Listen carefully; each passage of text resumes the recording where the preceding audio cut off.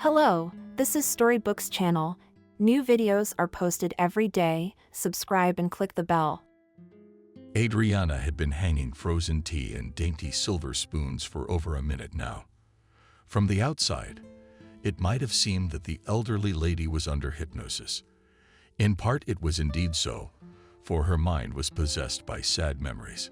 Betty, you have no idea what a heavy burden loneliness is. And on this day, my nerves are on edge. In the voice of the mistress of the mansion, tears were heard, although in the mise-en-scene itself there was a great deal of feigned emotion. But dramas and tragedies were an indispensable attribute of Adriana's life, and this feature of her character was perfectly studied by Betty, who for almost 30 years managed all the affairs in the house, and now is a companion and mistress. Although the relations between the two women could be called friendly only with a huge stretch, they were bound together like Siamese twins. Betty watched her mistress while a hymn of justice played in her soul. Its fierce melodies, her inner voice sang along. The old witch got what she deserved. And I have no pity for you. But aloud, Betty said the words with a deep sigh. Adriana, my dear Adriana, it's time for you to calm down. Don't tear your heart out. You have to get over it. It's been so many years. The hostess, in a flurry of feelings, again grabbed the spoon, but noticing that the cup was empty, she threw the innocent cutlery, utensils, decorated with women's painting tray. The companion immediately obligingly asked for more tea.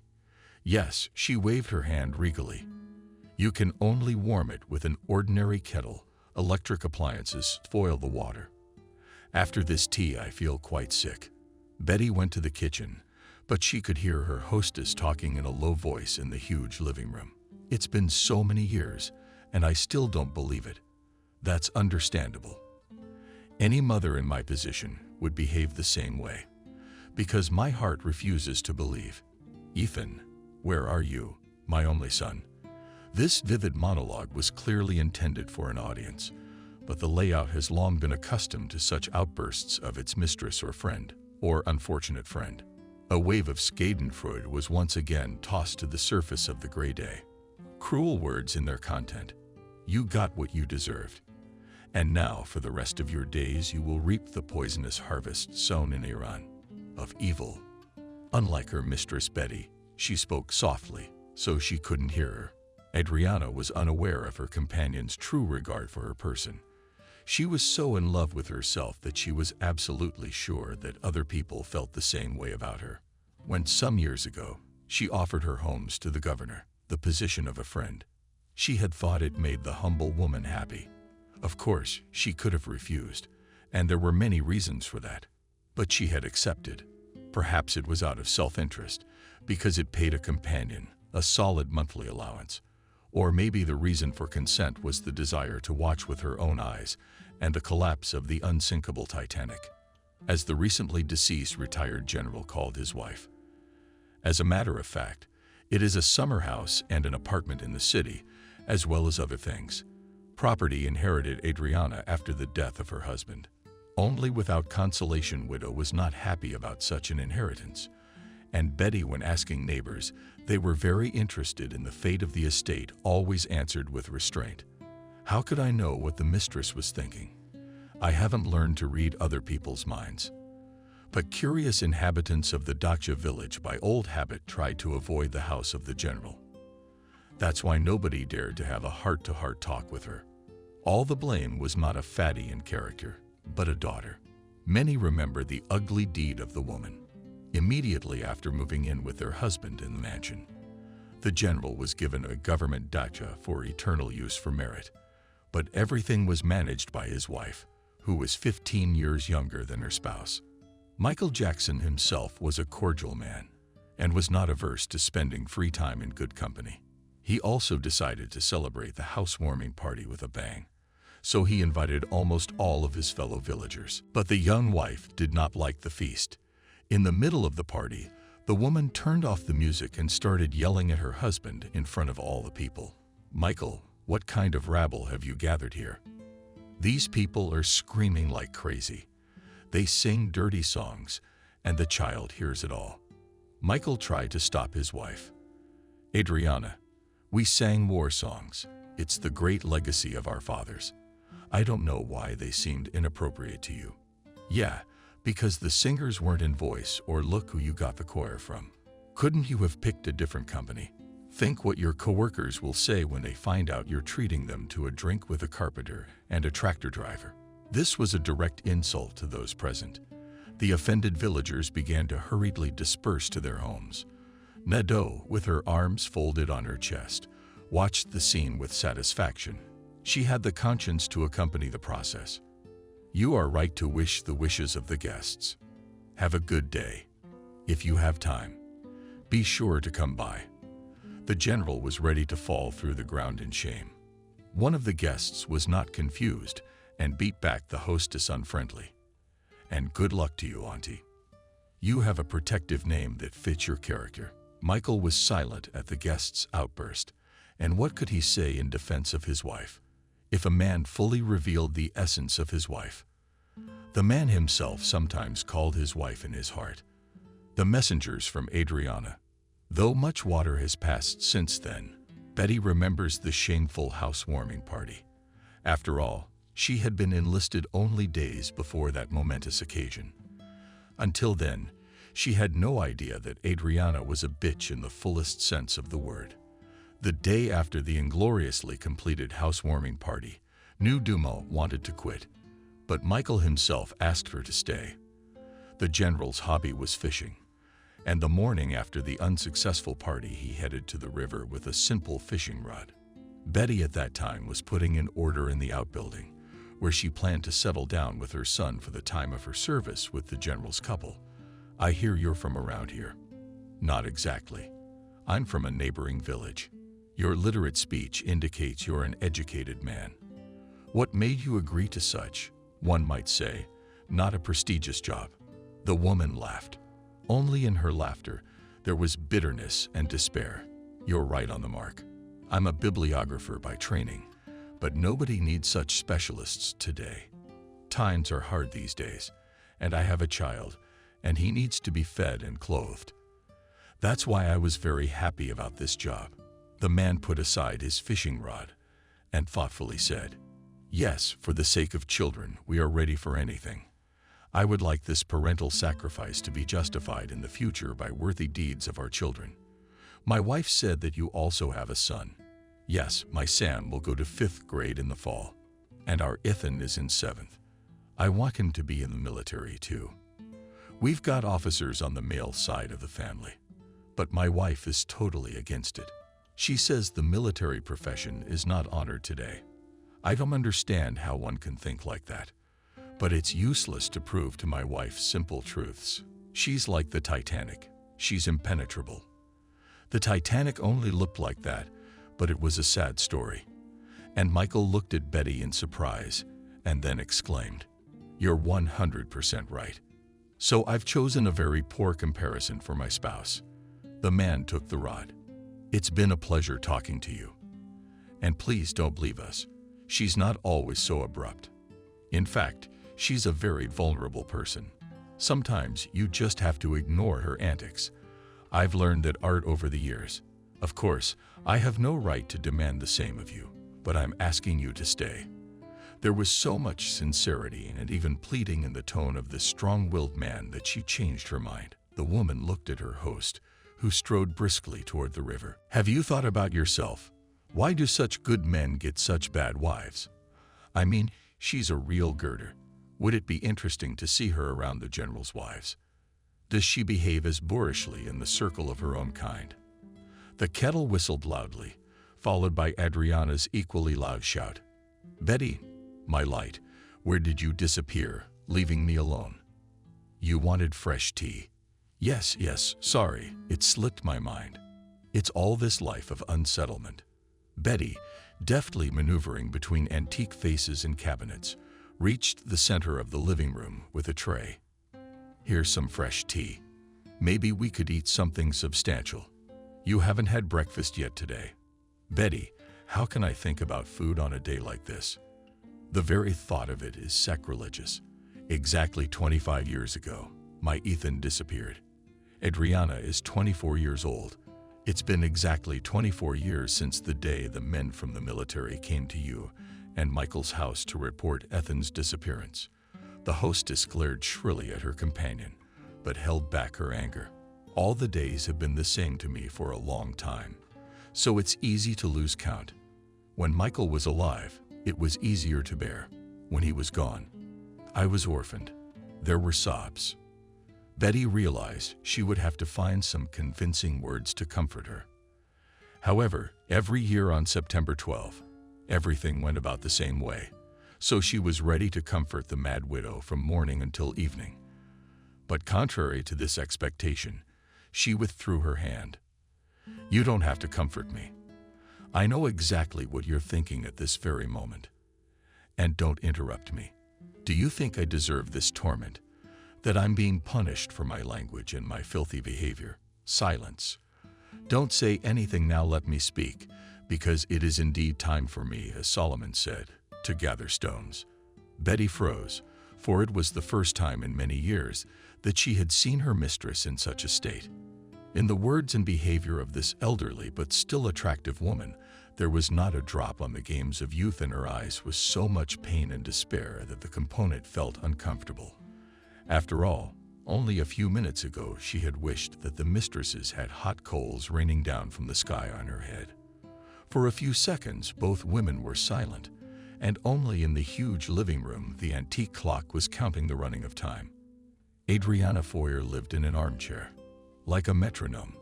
When the dead are remembered, they always play a metronome. But I don't want to, and I refuse to believe Ethan died. My heart tells me he's alive, and I want to find him. And you're supposed to help me. This statement was so unexpected that Betty almost dropped the expensive tray. "Betty, why are you standing there like a statue? The tea must be cold again." Betty had another remarkable characteristic. She could easily change from a formal tone to a traitorous address. It was a sign to the person she was talking to. What was the widow's state of mind? Betty, too, realized how to behave with her hostess. "Adriana, if it's in my power, I'm here to help you.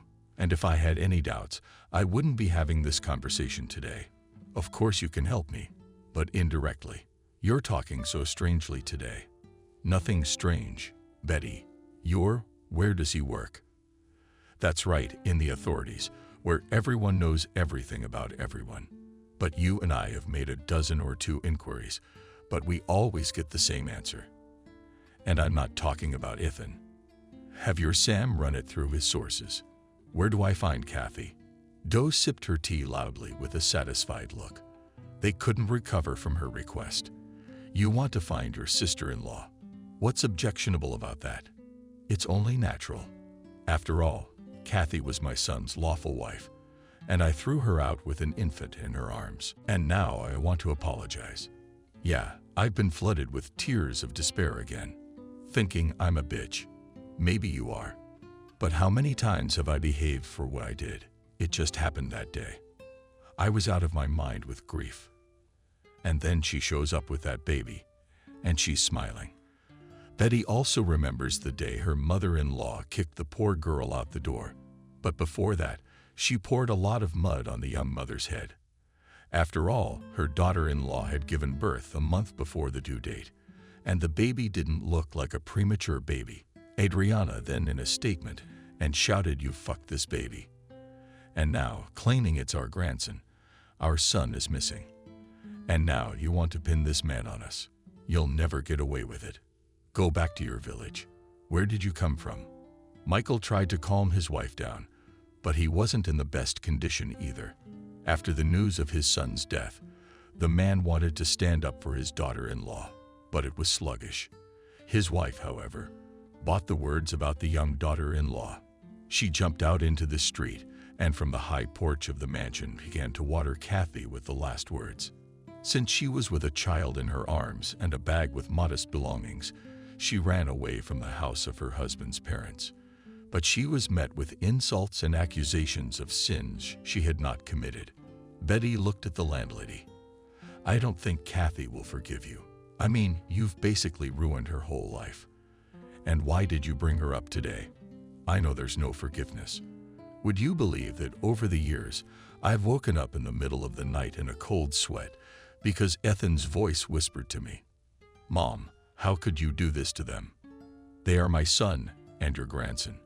But my pride prevented me from organizing a search for Kathy before. And then yesterday, just before the damn date, someone told me so clearly to find her again. I don't even know my grandson's name. His name is Michael, after his grandfather. The hostess froze with surprise, and her unblinking gaze began to kindle Betty's forehead. "Betty, and how do you know such details?" "Kathy told me by accident, but that was before you kicked her out. I can't make any promises about helping you find her. You see, I can't order my son around, especially now he lives far away from me. And then I'm not sure Kathy herself would want to see you." Adriana said nothing. She turned her chair to the window and sat there all day watching the clouds floating across the sky. Several times Betty peered into the living room, but the hostess remained in the same unchanged position. It wasn't until it began to get dark that the companion ventured closer to the sleeper, her hands clasping a framed photograph. The picture showed Ethan and Kathy smiling happily. People sometimes don't think about why coincidences happen in life. Some people think that someone invisible in heaven is controlling earthly life to make it a little romantic. This unknown mastermind of the universal show lights the stars. People look at these celestial sparks and make different wishes, but very rarely do these dreams become reality. Kathy, too, had once blindly trusted the stars. Even now, when she knew the bitterness of loss and betrayal, she still hoped that these celestial beacons could bring a miracle. On this September evening, she sat opposite the window and waited for the dark sky to come alive with stars. On the desk among a mountain of unchecked notebooks lay an old photo in a simple frame. The woman gently stroked her hand over the glass, on which 2 tears immediately fell. "Hello, Ethan. How are you? I know you're alive, and I'm sure we'll meet again. It's just not time yet, but I am ready to wait even for eternity, because I love only you alone." Kathy gently wiped the glass again, and just as carefully, she put the picture back. She did not even suspect that there in the distant Moscow suburbs, the mother of her missing husband also at this moment clutched to her chest exactly the same photo.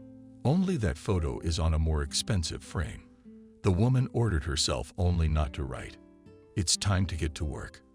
Otherwise, I'll have to check the essays of my Lomonosov." Kathy did not just love her work. She couldn't breathe without school, and the kids didn't bother her. The fact that she had to carry knowledge to children in this respectful provincial town.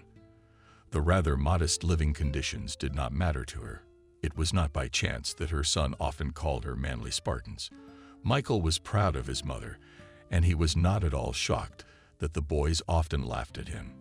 When Kathy learned about this, she was at first afraid that the guy may form complexes, but he noticed the change in his mother's behavior and tried to calm her down. "Mom is not worried about me. Everything will be fine." "Yeah, a lot of guys tell me I'm a mama's boy, but I don't see anything humiliating about it. I mean, we're all living on this planet. We're all mom's kids." Then Kathy realized that her 13-year-old son had grown up. Only an accomplished man could philosophize so freely. Thinking of her son now, Kathy smiled. Where was he missing about the shower? He promised to call more often, but he doesn't keep his promise. And then there's the military. Kathy moved the stack of notebooks closer and opened the first one she found. Let's see what R. Smith wrote about the meaning of life. Every class has its own leader. William Smith's orders never left the agenda of every board meeting, and his mom was a frequent visitor to the vice principal's office. But despite the restless character, the boy was literate, wrote and loved books, which is generally uncharacteristic of modern youth. The essay of the Perturber of Order was laconic in volume, but rich in content. Most of all, Kathy hit the phrase, "The meaning of life is when you choose your own goal and move towards it." Weak people cannot withstand and turn down halfway. And then they scold everyone, but not themselves.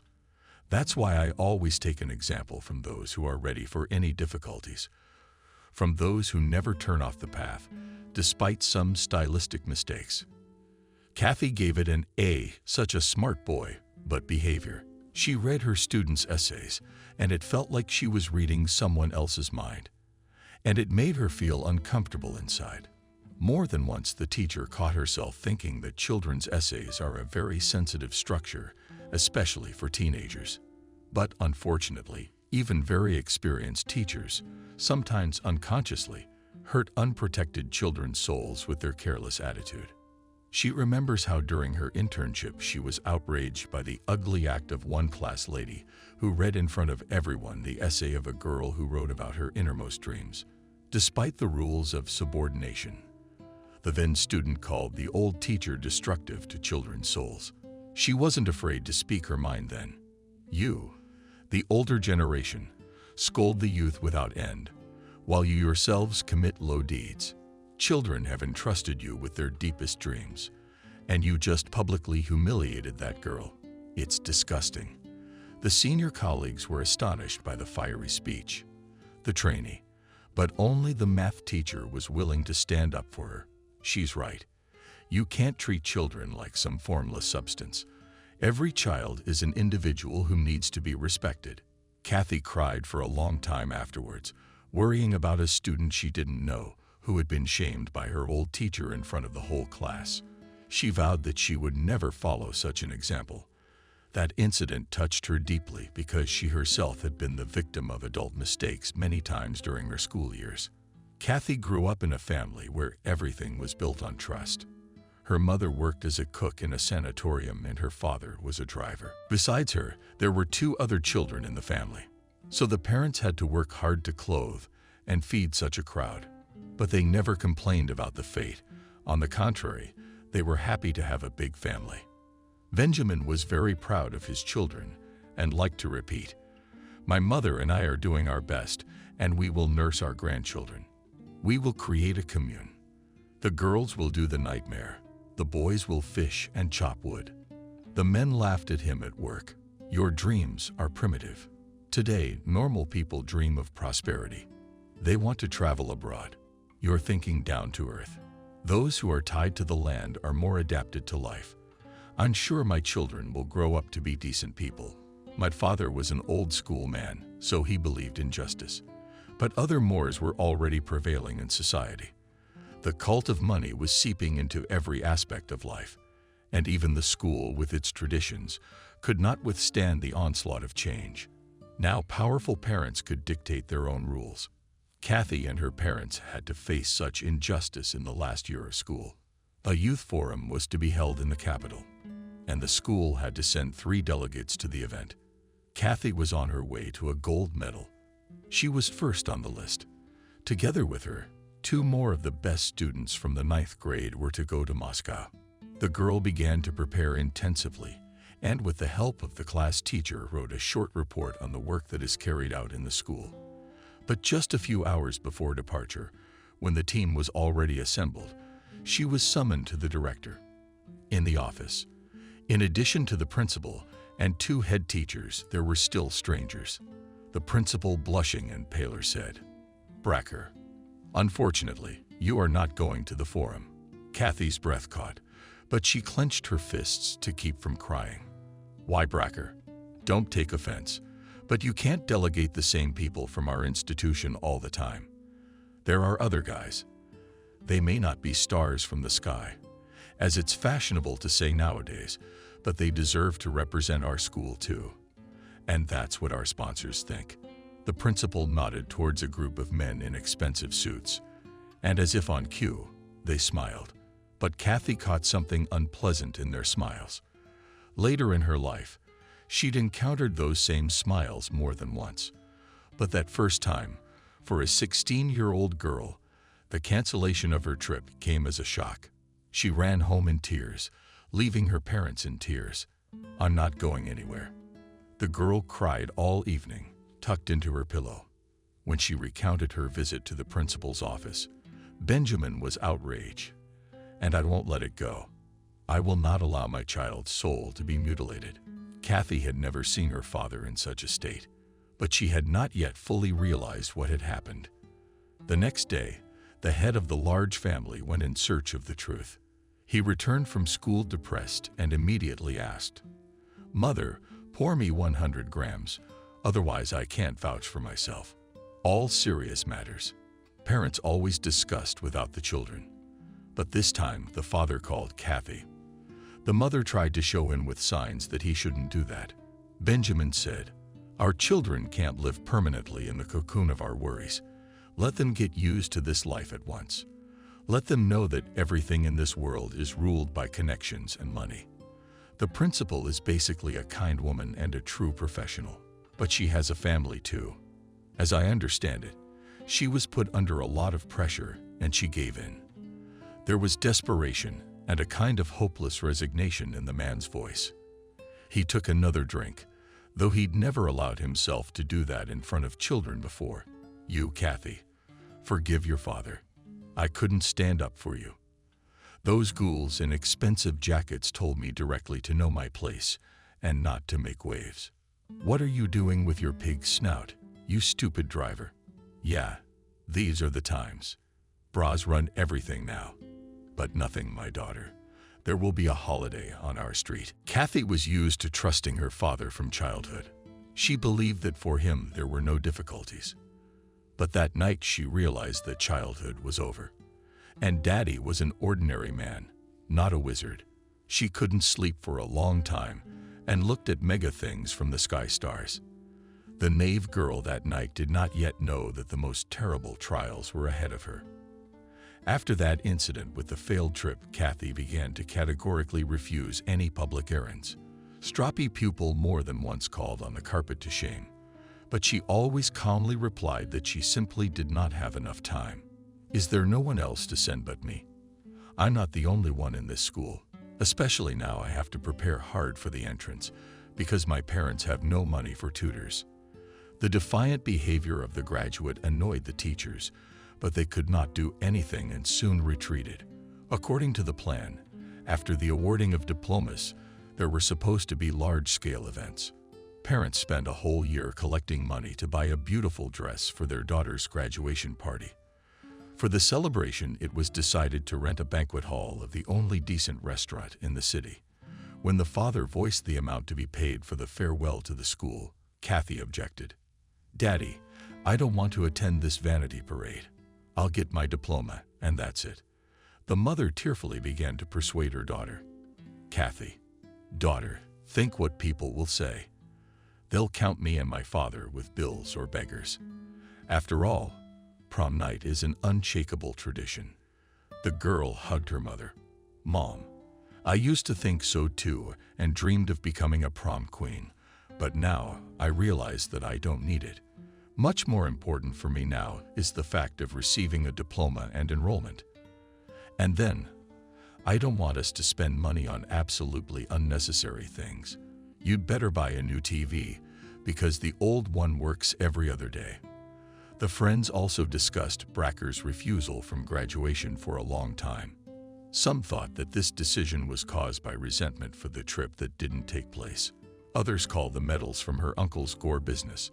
Of course, the case when she was removed from the list of forum delegates on the last day became a kind of watershed, because it helped the young girl to see the world not through rose-colored glasses, but as it really is. So she said goodbye to the school. Without much regret or remorse, Kathy had long dreamed of becoming a teacher, even though her father had discouraged her. But why would you want to be a teacher? Young people today want to be lawyers or economists. You're pretty good at math. Could you go into this, like his programming? A teacher is an honorable profession, but it's not in favor nowadays. Dad, that's exactly the reason I want to go to teacher training school. You're single-handedly decided to restore the prestige of this profession. Why not? Somebody has to start a renaissance. Perhaps it's the right thing to do. Teachers, like doctors, are the future of the country. That's why I approve of your decision." There was a shortage of teachers that year, so Kathy was welcomed with open arms. The admission committee was even more pleased that the medalist dreams of entering the philological faculty.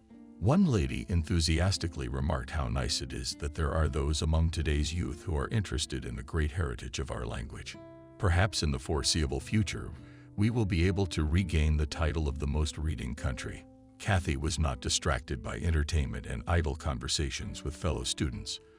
She was fully immersed in her studies, but her friends still managed to persuade her once to take part in an unusual event.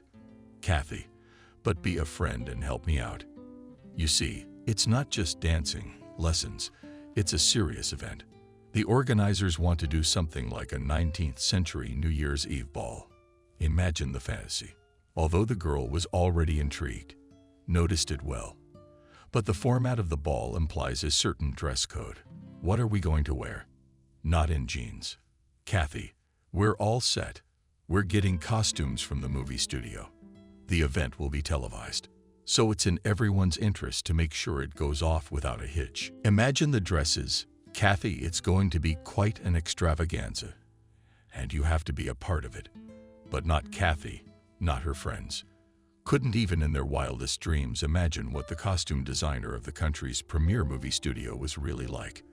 They were led through a labyrinth of corridors for a long time, until finally they found themselves in front of a door with a sign "Women's Costumes, 19th Century." Behind this door opened a center that every girl dreamed of in her heart. Such beauty and luxury in one place Kathy had never seen. A few hours of premiering and fitting outfits, and the young ladies were ready to conquer hearts. One of the girls said, "Now we can go dancing." Kathy was surprised. "But you didn't warn me that I had to learn more dances. This is a surprise. You're covered head to toe in dust. It's time to shake it off. And it's not just any ball. There will be cavaliers in uniforms and cavaliers. These are cadets from the military school. And we'll have to learn a classical ballroom dance to keep up appearances." The first master class was held within the walls of the military school. The choreographer immediately got down to business. He loudly commanded the young men, "We have time to spare, so we will work fruitfully. Now we'll pick up the ladies' dates. Then we'll learn a few basic elements. Since there's not much time for dance lessons, we'll limit ourselves to the bare minimum." It took the dance teacher no more than 5 minutes to get the two crowds of students into line. Carrie's partner was a tall, blonde man. The young man immediately suggested, "Let's get acquainted, so it will be easier for us. Ethan, Kathy." But the young people did not have time to shake hands because the dance teacher suddenly shouted right above their heads, "Talking in formation, do not get distracted. Get movement and consistency. The whole country will be looking at you. I have no intention of embarrassing myself in front of 1 million of our fellow citizens. Almost 3 days with little breaks for sleep and food." The students of 2 schools learned the waltz and the cheerful thunderclap. By evening, their feet were aching badly. Kathy, laughing, shared her experiences with Ethan. "I feel like I've run a marathon." Indeed, our preparations for the New Year's Eve ball are like a dance marathon. But I don't regret running it. Why? Ethan looked around and then whispered quietly, "Because you and I have met. I already feel like you're not a fragile, painful dance partner, but a real battle buddy." Carrie, it was interesting with Ethan. The young man shone with erudition and witty jokes, and they had no shortage of topics for conversation.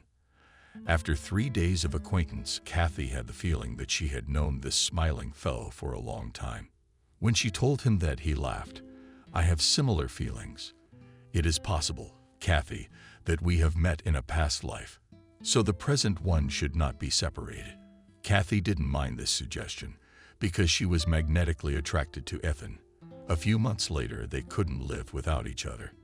The 5-minute officer didn't get wise, but simply suggested it one day. "Kathy, how would you like to be my wife?" The girl also did not play the princess and immediately answered, "I look at it positively." Ethan smiled. He loved Kathy because she didn't have that nasty Mansky quality that most girls had. "If that's the case, then let's bring this news down on the heads of our ancestors.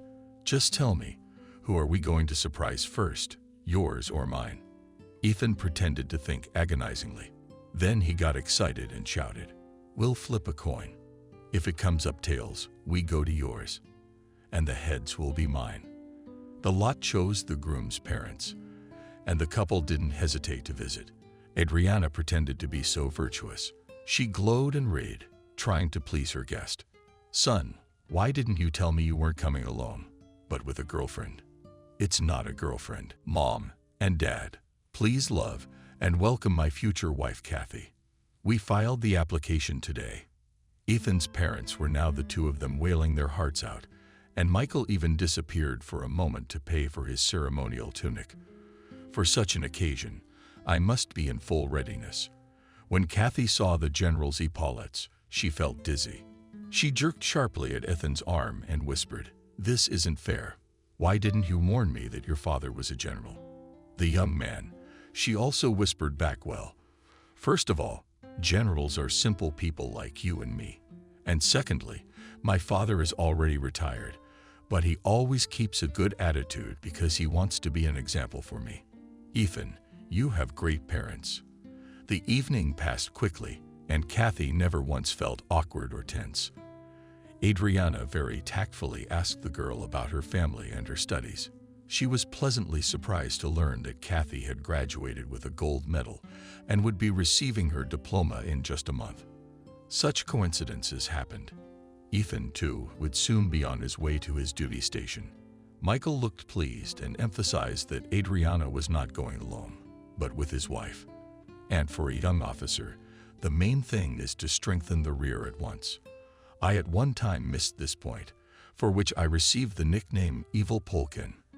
Then I was in the rank of colonel, but I did not have a wife, so I'm with this case late, counting for 2 decades years. But better late than never. Yes, I felt sorry for you, and even allowed myself to wag my finger at the general. And you'd be completely lost, my general, if it weren't for me. Kathy, you don't realize what children they are. I mean men. And even a general's epaulets don't make them serious. After all, my Michael was a street kid until he was 40. That's why I had so much to put up with him. I gave up the stage for him. I could have had a stupendous career." Adriana rolled her sweaty eyes prettily, and the general laughed heartily. "My wife tells everyone that story. The reality was a little different. Her theater went bankrupt, and there was no prospect of getting a job in another. And then I came along. The girl agreed to be my wife. What struck Kathy most of all was how different Ethan's parents were. How do you get along with them? I'm sometimes surprised myself. Mom can be like that sometimes. How can I put it softer? Arrogant, or something. She often boasts about her position and isn't even embarrassed about it. You can't tell from her.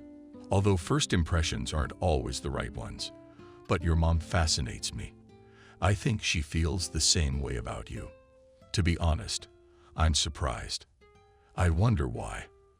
I'll tell you, don't get jealous of me. I won't. So what's the intrigue? Mom's been looking for a bride for me for the last few months. The list included 2 daughters of her friends and even some of my father's former coworkers. Didn't you find someone worthy of the job? No, there wasn't, because I met you before I met you. And to tell you the truth, I didn't expect my mother to welcome you so warmly. My mom's a bit of a weirdo, but she really struck a chord with me today. But Ethan didn't know his mother well. When he got home, she was waiting for him in the living room. "Mom, are you awake? What's got you so excited? How can I sleep well when my only son is getting married? You don't like my choice. I will not curve my soul, not satisfied with Kathy, of course. Smart and very nice girl, but she has no breed." The young man was indignant. "Mom, will you at least out of respect for me to pick up expressions? People are not cats or dogs to choose them by pedigree.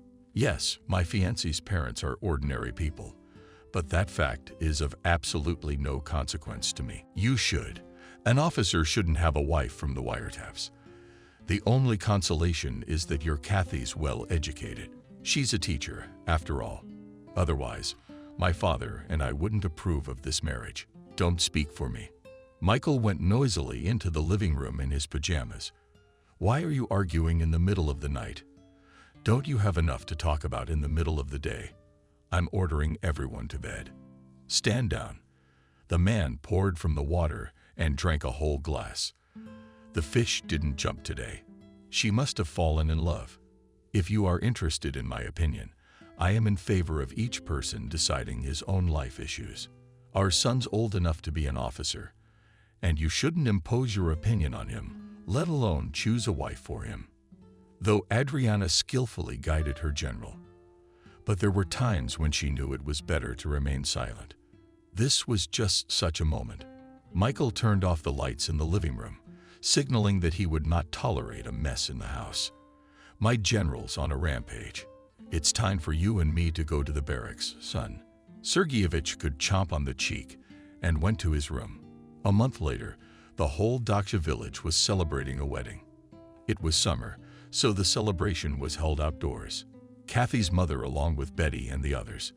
It was the Syrians who prepared so many treats that the table was bursting with abundance. To Ethan's surprise, Adriana too decided to join in the common cause. She put on her apron coquettishly and got busy preparing a dessert of fresh berries. She liked the process so much that she repeated it without end. She didn't even realize that cooking was such a fascinating activity. Betty supported her hostess. You'll enjoy it even more when the guests will start to take away the delicious food you've prepared. We are sure they will praise you, because indeed the dessert turned out tender and very tasty. Thank you, Betty. Now, after my son's wedding, I'll have a new hobby. But those plans were not to be. For a whole month, the newlyweds were studied because they were both taking their last credits and exams. Everyone was waiting where Ethan would be sent for further service. Kathy even packed her things little by little, but a month passed by followed by a second one. And there was no change. There was one positive change, though. Kathy was getting ready to become a mom. This news did not make her mother-in-law happy for some reason. Adriana looked at her daughter-in-law, and through her teeth she said, strangely enough, no sooner had she cried out bitterly, and she was already in the position.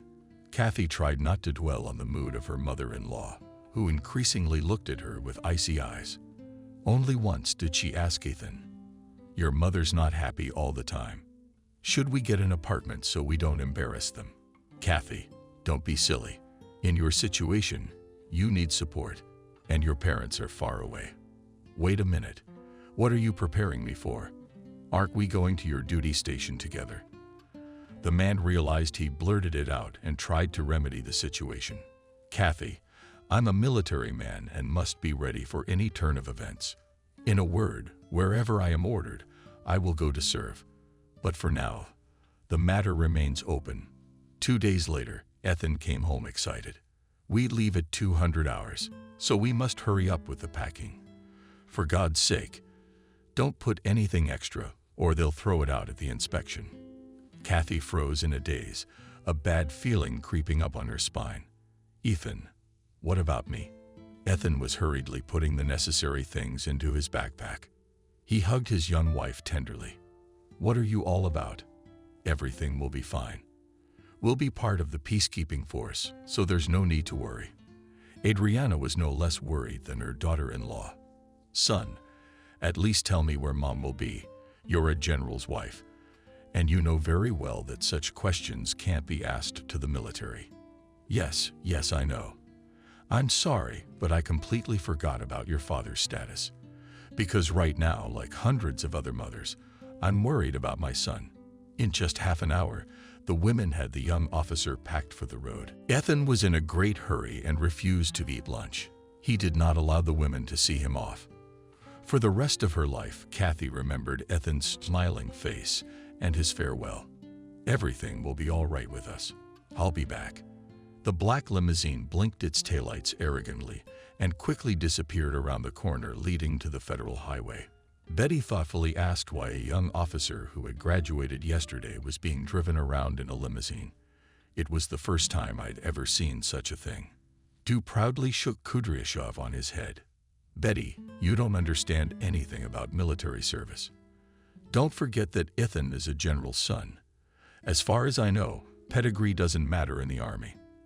That was the case yesterday. But that's all changed today, haven't they, Kathy? But the young woman was still staring into the darkness where the black car had disappeared. He'll come back. He promised me. Betty stirred. Adriana, I don't think your sister-in-law is all right. It's probably from worry. It's not good for her to be in such a state. God forbid it affects the child. I think it was kind of the governor to take the girl inside. Come along, my dear. You mustn't be nervous. My mother-in-law was about to join me. But then she changed her mind. She couldn't understand whether she was more concerned about her son or her daughter-in-law. Of course, Kathy herself was not the object of her attention, but she carried their grandson under her heart. On the veranda, where she was giving her spouse a cheerful meditation, Michael was there. Ethan was there. You should at least come out to see your son off. I don't like long send-offs, so I didn't show up on purpose. It's very hard for Ethan now. The first time and then this. What is it, Michael? Tell me what it's about. Don't torture me. You know everything. Don't yell. I know as much as you do. Don't forget, I've been retired a long time. It's just a hunch. But there's no other option. How about we just wait? Unexpected joy whispered fervently to Michael. I'm willing to wait months and years for my son to be okay. But Kathy, will we have her all this time? I don't get it. Is it too much of a burden for you to have your son's wife around? We just have to take care of her. In Michael's voice, there was a note that always frightened Christina, so she was silent. But in her head, under the lovely curls of her glasses, were not good thoughts. I'm not at all happy with this girl's campaign. Let her go to her relatives. There's no reason for her to give up here. The next day in the morning, while everyone in the house was asleep, dialed the number of parents of the daughter-in-law. The girl's father answered the phone. The wily mother-in-law made her voice more tragic and tearful. Benjamin, sweet Ethan, is on a business trip. That's the thing. He's not going anywhere. Kathy, the poor thing is suffering. Don't take this the wrong way, but Michael and I thought it would be best in her situation to be surrounded by family. Yes, she spoke very convincingly. The girl's father listened to her carefully and promised, you should have called us earlier. By the weekend, we'll definitely be on the verge. Oh, Benjamin, it must be inconvenient for you to take the bus. Why don't we send a car or order a cab for you? You've forgotten that we have our own transportation. It's not a foreign car, but it runs well. Yes, she put the receiver down on the machine and thought about the intricacies of fate for a long time. But after talking to the saint, she calmed down. She'll go to her parents. She'll be much better off there. Who knows? Maybe she'll stay in her miserable little town. But she's no match at all. Our Ethan. In most fairy tales, the heroes get their happily ever after. In Carrie's case, fate was generous to Carrie only in the form of misfortune. Since the girl's happiness was short-lived, evil fate decided to fill her life with troubles and hardships. But Kathy did not yet know what trials awaited her. It was only a few days after Ethan's departure, and the future mother-to-be got a little used to the idea that she would have to live temporarily while waiting for her husband. On Saturday morning, there was first a quiet knock on her room. Then her mother-in-law tiptoed in. How are you feeling, honey? Thank you, Adriana. I'm fine. I slept soundly tonight. That's great. And I came to tell you Kathy jumped up in bed. Ethan's back. You should be embarrassed. No, really. He just went on a business trip. It's at least 6 months. So we have to be patient. That's not what I meant. Your parents are supposed to be here today. We've made arrangements with them. This news really pleased Kathy. In a burst of emotion, she was even embarrassed. Her mother-in-law in her arms and kissed her. Thank you. I really missed them so much, in the house too. The mood was high. She marveled at her resourcefulness and mentally repeated what a good girl she was. Bracker would take her daughter and let her stay there until the birth, and maybe even longer. But time passed, and the guests did not appear. Kathy dialed long distance several times, but the answer was a long dial tone. So she called her older sister. Alina, do you know where Mom and Dad are? We're waiting for them to visit." And her sister shouted into the phone, "Don't you know yet? Kathy, Mom, and Dad." The tube fell out of the girl's hands. At that moment, a worried Betty appeared on the doorstep. "Hurry up and turn on the TV. It's terrible." Kathy recognized her father's car immediately, but the TV footage of the scary crash was pretty. Betty once resembled a pile of regimented metal. Kathy screamed, "Mommy, Daddy," and barely had time to pick up the body of the unconscious young woman. Probably should call an ambulance. In her condition, it's dangerous. After the terrible tragedy that had robbed her of both her father and mother at once, Kathy lived like a dream. She automatically performed the proper actions, but she did it indifferently. It was as if her emotions had died in her. For 2 months, she didn't go out at all, and Betty was very disturbed by her condition. She decided to talk to Adriana about her daughter-in-law's future. "Yes, I'm sorry, but I get the impression that you don't care about Kathy. You know, Betty, you're right. I just don't understand why you care so much about my sister-in-law. Maybe you have your reasons. I don't know what you're implying. I'm just saying. Oh, by the way, I was wondering if your Constantine knows Kathy. If I'm not mistaken, your son is in internal affairs in the capital, and they may have met there." "That's a strange question you're asking. Unlike some people, I'm not in the habit of prying into my adult son's affairs." Adriana shook her lips, but said nothing. Another month and a half passed, and a new grief fell on the young woman's shoulders. On a Sunday afternoon, men in civilian clothes showed up, but it was not hard to tell from their posture that they were military. One man looked over the quite superior figure of his mind forward, belly forward, and invited Christina. "We need to talk to you." The woman already knew what this stern-looking man would say. She clasped her hands together in a lock so that her fingers beat. Did the man take his eyes away from her? No, more precisely, it is not yet known for sure. He's missing. There were 4 other men on patrol with him, 2 dead, 1 in intensive care, but critical condition. The survivors said they were attacked, ambushed. They're working on different versions, but nothing yet. We have to wait.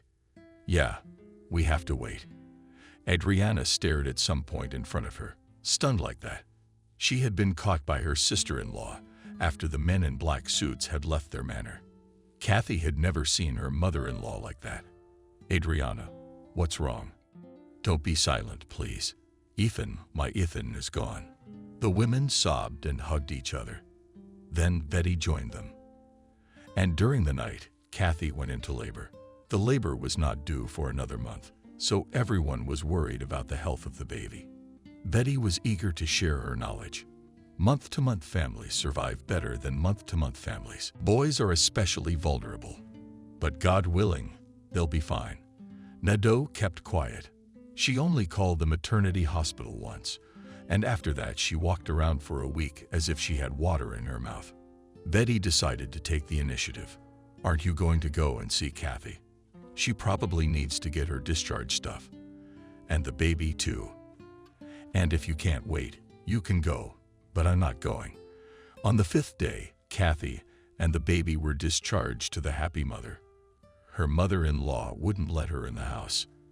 Adriana's eyes burned with hatred. "This baby is not my son. I don't know, and I don't want to know who you took him out with. And now you want to force it on us." Kathy cradled the infant to his chest. She couldn't believe her ears. "Yeah, what are you talking about?" She's still asking. "I thought it was weird that you got pregnant so fast." "You're the one on the side. She was out with someone else. She's using my son as a cover. Otherwise, how do you explain that an 8-month-old baby was born weighing 3,800, almost 4 kilograms? Isn't that a lot for a premature baby? And your suspicions are unfounded. Look at your grandson. He looks just like Ethan." Kathy held out a cool blue envelope to her mother-in-law, but she roughly pushed it away. "Don't try to push pity." And never admitted to be Strelchenko and go to the place where she walked. Let them feed you there and sing Betty, pack her things.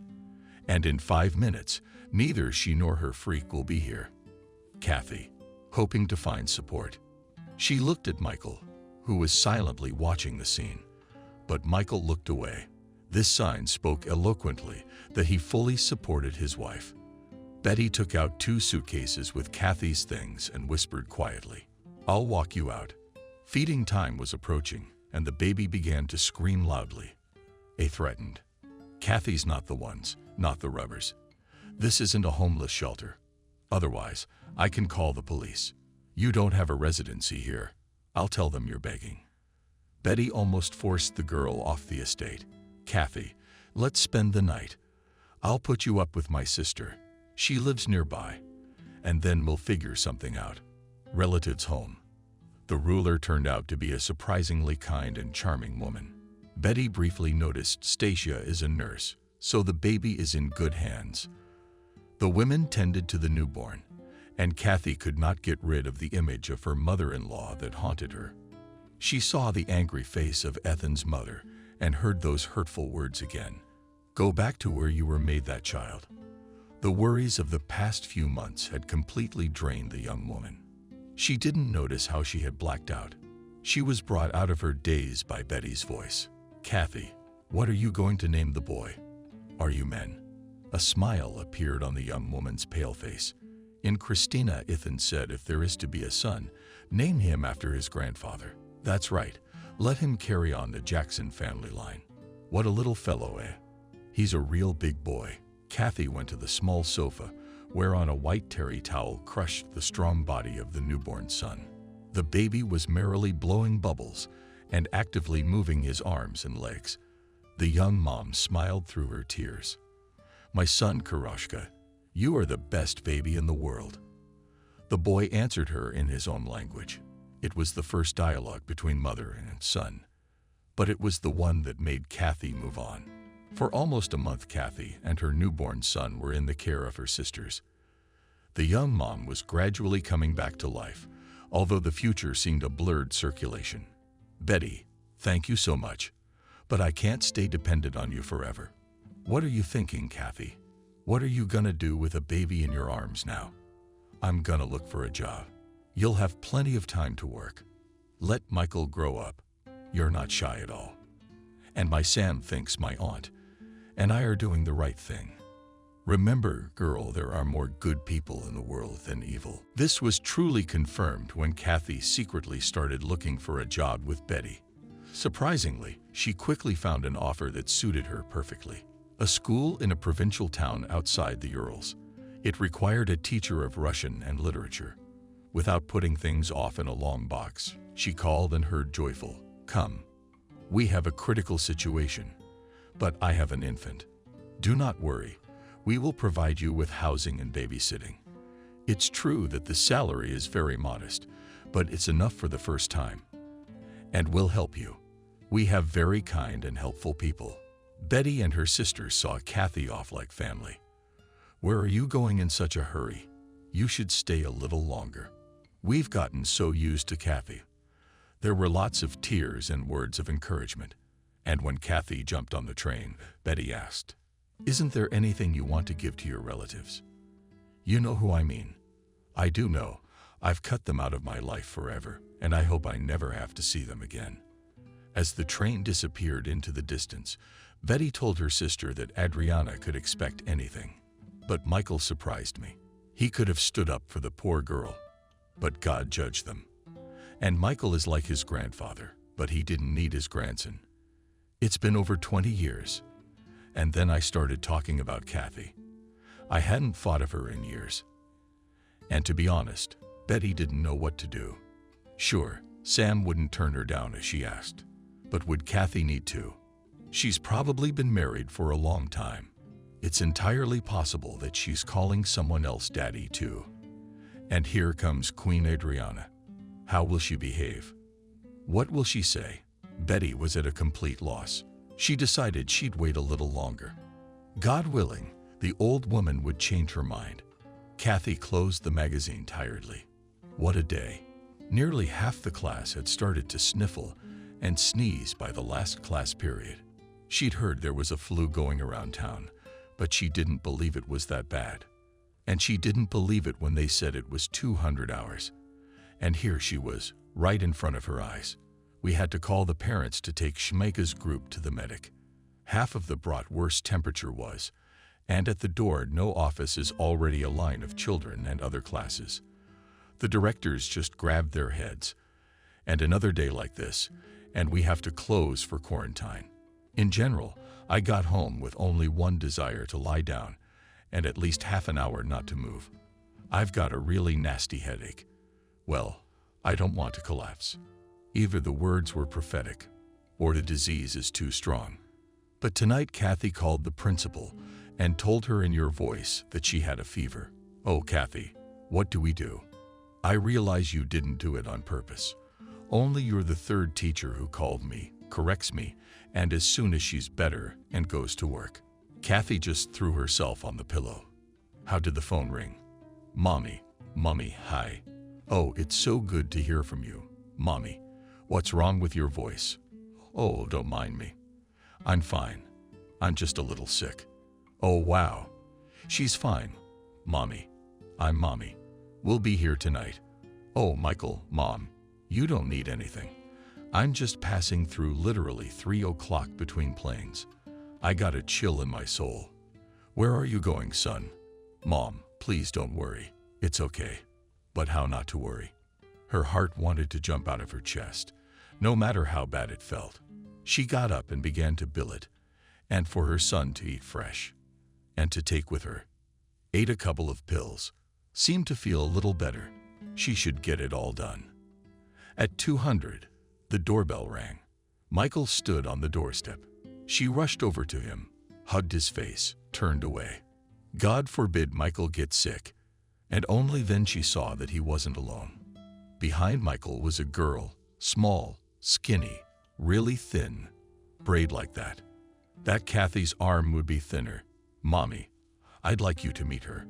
This is my wife. Kathy almost fell over. Like a wife. Michael laughed. Mom, you look like we kept the wedding from you. We didn't. We were going to do it the way it's supposed to be done. And I got a ride from us last night before we flew out here.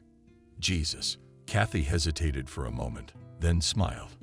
Being a military wife is even harder than being a bride. Welcome to the family. The girl blushed and suddenly cried. Kathy looked fearfully at her son. Michael hugged his wife.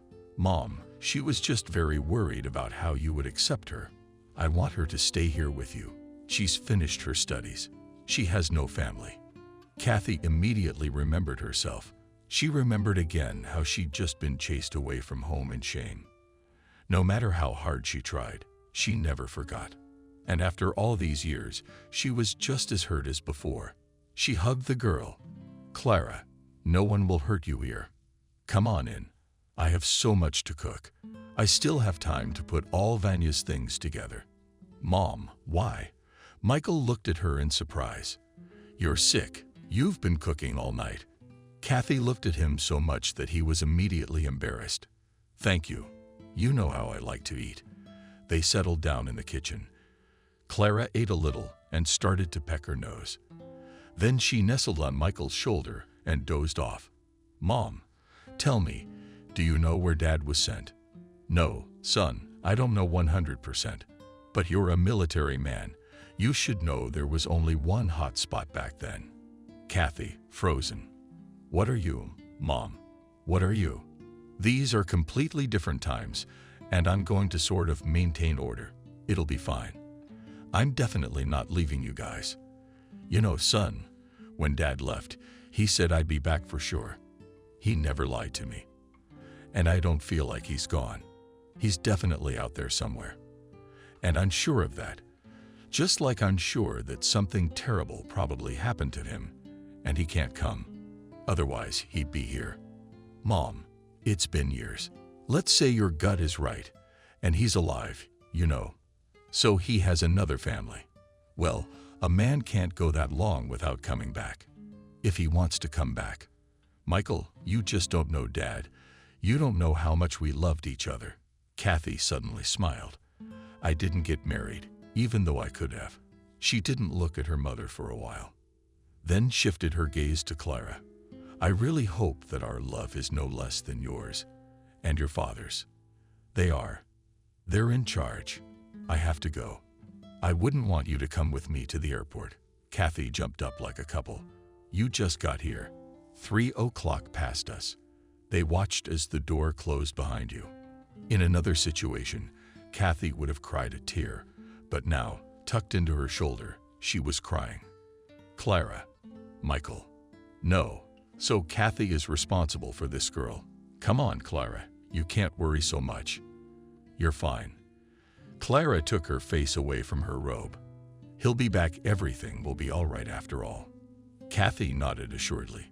Of course. You heard him promise. And my son has kept his word since childhood. She smiled. Once the girl had settled in a bit. A couple of days later at dinner, Kathy began to ask her where she was from and everything. I was born in a small town 100 kilometers from Moscow. My mom worked as a librarian, and my dad drove people around the villages by bus. We were never particularly rich, but we lived well. And then my dad met another woman. I was 13 then. He left us. You can't imagine how scary it is when a person you love, who you trust blindly, betrays you like that, just pushes you away and leaves. It's scary. He never came home again. Mom broke down. She started drinking. There was nothing I could do. When I was 17, her heart just gave out. My dad didn't even come to the funeral. The man was my family man. He knew how scared and hurt I was. And he didn't come. Neighbors helped. My mom's distant relative, her friend. 3 days later, my dad was killed in a car accident. I couldn't not go. I went to the cemetery. A woman rushed up to me. It was his wife. She was crying and screaming that it was my mom's and my fault.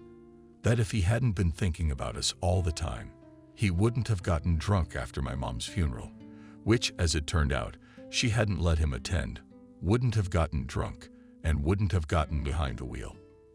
That's how in 1 week I was without parents. God, that poor girl. Yeah, it's all right now. I went to school. I'm a nurse now.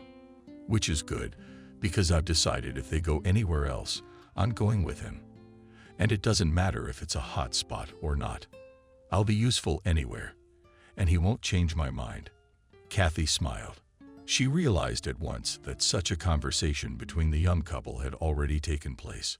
Otherwise, she would not have heard such intonations in her voice, as if she were proving something to Michael. But she had no time to answer. The doorbell rang. Clara was frightened, and Kathy went to open the door. On the doorstep was an embarrassed William Smith. And William, come in. He entered the apartment. Hello, Kathy. I'm from the whole class. So, how's your health? He handed her a cake. Kathy almost cried. What is this? The children were collecting money to buy her a cake. William, come and have tea. The boy looked at her fearfully. It's one thing to be a messenger to hand over a cake, but it's quite another to have tea at the teacher's house. I'm it. No, you come. Sir, we have guests. The hallway came out. Hello, young man. Come in, please. While Kathy was cutting the cake, making tea, William and Clara were in the room when she came in. They were standing in front of a picture of Ethan and Kathy. Slaga turned around. That's Michael's father. Yes, that's my husband. William turned to her confusedly. The school said you didn't have a husband.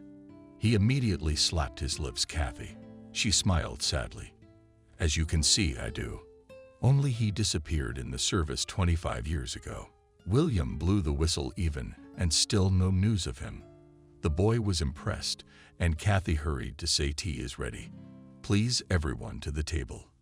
As William walked to the table, his eye came across a more modern photograph. There was Michael in his military uniform. He froze, staring at the photo for a long time. Then he turned back to the table. Oh, my goodness. That's your son. You two look exactly alike. You look exactly alike. At first I thought it was just a processed photo, but I see the shape is different. William said goodbye quickly, wished him a speedy recovery, and ran away. Sarah smiled. It must be nice to be treated like that by students. Of course it is. I didn't expect it myself. Kathy, can you tell me where to go for a job? Am I good to see you off tomorrow? I have to go to the clinic to close my sick leave anyway. Michael hung up. He only got to call home once every 2 weeks, and not because it was too dangerous here. It's just that the only good communication in these parts was by wire. And to get to these very wires, you have to spend 12 o'clock. He was still smiling inwardly, and Liam, with whom they had become very good friends, clapped him on the shoulder. I see you're thinking about home. Liam, you know, I like the service, but it's very depressing without my family. I got married on the eve of my deployment. You can see how I'm drawn to my wife. Liam gloomed at Michael, asked what's wrong with you. I said something wrong. I don't even know. You see, I have my own ideas about family. I got married 3 months before my first trip here. And when I came back after a slight wound, and even at the wrong time, I found my young wife. In the bathhouse, he went dark. Are you implying something? Liam looked at him in surprise. Crazy. I'm just telling you. I'm burned out. That's why I'm sitting here. No one's waiting at home. Michael exhaled. Sorry, bro. It's okay, whatever. For a while they walked in silence through the town, which looked more like a desert village. Then Michael suddenly smiled. You know what, Liam? Let's go to my place after the service is over. We're in the Urals. To the Urals. My sister says she has so many beautiful unmarried nurses. We'll definitely find you that one unique one. I need her. They said it with conviction. Of course you do. How old are you now? 30, 29. But 30's not far off. Which means that time will go even faster before you know it. And you'll be 40. And then you'll be on a well-deserved vacation. But no family, no kids, and no one is waiting for you. Liam grinned. You tell beautiful stories. Yes, I can do that. The friends laughed. Come on, think fast, or the ambulances will go home. In the evening, the chief called them to his office. All right, boys, he pulled out a map. Here's the deal. Today our workers went to this village to bring water, to see what needs to be done there. A big family lives there. I don't know how many people, but a lot of them are not very friendly. How do they know the road was going to pass them, though? They seemed to relax a little bit. Anyway, the workers said they saw a man there. Such sharks can't be bothered with the new government. And a lot of people have people like that who are considered slaves. Well, maybe not in the literal sense of the word. That is, they are not whipped or branded. Although I wouldn't be surprised at anything in this country. So this man is obviously Russian, because he understood perfectly well what our guys were saying.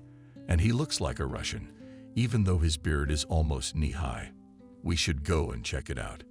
You know, a lot of our people disappeared here back then. People are still out there. Michael said, I know. My father disappeared here. Liam looked at him in surprise. You never said anything about it. Yeah, I haven't had occasion to. Anyway, my colleagues, go tomorrow. Take some guys. Just in case. They left early in the morning. It was a decent ride, hot sandy. They took 5 men with them, and a couple of laborers who would pretend to measure something. Michael didn't sleep well that night. Didn't know why, but he got very agitated.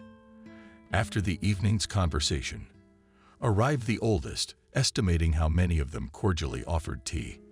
And we will not refuse, while people are working with pleasure to sit in the days. Only now the owner considered that from the car unloaded, and the workers immediately relaxed in the bath. He grinned to himself. The cat smells whose meat it has eaten. They entered a spacious courtyard, sat down on carpets under a large awning. The master only snapped his fingers, and 2 very beautiful, swarthy girls immediately appeared and began to set the table. Liam could not take his eyes off one of them. The host noticed this and frowned. Michael shoved Liam. He seemed to wake up. They began to talk leisurely about the road, about the nature of the cat. When, as it seemed, all topics were exhausted, the one for whom, in fact, they had come appeared. The man was about 50. But that's just a rough guess. He was definitely not a local. The employee asked you cautiously.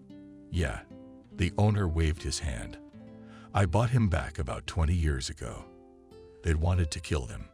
Well, I felt sorry for him, and I could never use a hand.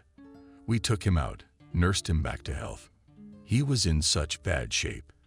And then when peace came, they wanted to let him go because we were animals. But we didn't know where to go. He doesn't remember anything at all. We took pity and kept him. The man dragged a huge tub of waste into the stable. Michael even thought he wouldn't have been able to lift such a vat the first time. And apparently, he's been taking full advantage of it around here. Now, maybe we should show him to the doctors. Remember something. Who needs him now? It's been years. The landlord didn't like the conversation, but Michael decided not to back down. We can talk to him. The landlord wasn't happy, but talk to him. Just keep in mind, I paid money for him. Liam grinned, and he hasn't worked it off yet. The landlord was silent, but Woe didn't go to the man. The man immediately looked at the landlord, but he had to nod. He didn't really want to argue in such a situation. Hello. Hello. The man smiled into his beard. It's so rare to hear my native tongue. They sat down with you. You don't remember anything. No one. You're from nowhere. There's nothing. If I remembered, I'd be sitting here. Why didn't you get help? Well, by the time you get to any point, you'll be enslaved 7 times over. You're the ones who had a successful war. And here, no order has changed. How can that be? Let us help you. Is it worth it now? He's not a bad host. I'll come and what? What do I do? Where do I go? I don't even remember the town I lived in. And my wife or girlfriend, of course, is long since married. My parents, if there were any, are probably dead by now. So there's no point in me doing anything. Do you remember having a girlfriend? No, I don't. I still have the picture. Well, part of it. The man reached into his pocket and pulled out an envelope. I'll wrap it up. I must have gotten hurt. Part of the photo got ruined, but the girl stayed. Here. Michael turned pale. The man held out the photograph to him. It was really hard to see only the girl. A hole shone in the place of the man's head. But Vani couldn't help but recognize her. Exactly the same, only bigger, always stood at his mother's desk. What's the matter with you, boy? He stood up. Are you coming with us? The man looked at him fearfully, then at the master. Standing next to the master were already his 3 sons. Michael raised his gun. Liam stood between him and the family. Easy, easy. Listen, sir, if you believe me, and I can be trusted, I'll send you money for this man tomorrow. Or, if you prefer, something else. I think we can work something out. Liam came closer to the master, and they had a heated discussion. 5 minutes later, he returned. Let's go before he changes his mind. They walked quickly to the car. They tried not to turn their backs. As soon as the village disappeared in the distance, Liam turned sharply to Michael. What the hell? What the hell was that? Do you realize how it could have ended? You're not a boy, but you're acting like one. Why couldn't you inform the authorities and make everything official? Abruptly turned to the rescued and frightened man. Please give me the photograph you showed me. The man uncomplainingly held out the envelope. Michael placed the photo in the palm of his hand. You see? Well, I see it. So what? That this photo is the same one that has always been on my mom's desk all my life. Liam looked at the photo again, then at the man and whistled. So is that how you found your father, by accident or what? The man suddenly closed his eyes and so. Liam. Oh man, I'm sorry. I wasn't thinking. They stopped the car, but they couldn't bring Ethan back. So he yelled to the driver to drive straight to the hospital. An hour later, a doctor came out to see them. Well, brothers, would you know how much this man has been through? There's no room for him. And you know what's the strangest thing? Not all wounds Or rather, scars have the same statute of limitations. You'll have to heal, of course. But I'd like to talk about memory, in general, with all the equipment we have. We checked his scalp on the head. All the wounds are superficial. I mean, they could have caused memory loss, sure, but it's 1 in 100. It's something else. Most likely, at some point in time, he was in so much pain, so severe, that he blacked out. But not everything is back to work. In such cases, can hypnosis, unconventional treatment, or a strong shock help? As you realize, all of these things need to be double-checked before we can talk about any treatment. I'm leaving in 2 weeks. I can pick him up. Yeah, sure. How are you doing with the paperwork? Michael sat in front of the phone for a long time, unable to figure out how to tell his mother. Liam was sitting next to him. Look, maybe I shouldn't tell you, but when you get there, it'll all make sense. Who knows, Liam, what's best? Right now, I don't understand anything myself. Did you talk to him? Yeah. He doesn't remember anything. But at least he looks human now. He shaved off his beard. Liam, what have you decided? I don't know. You've got so much on your plate. Don't make it up. It'll make me feel better.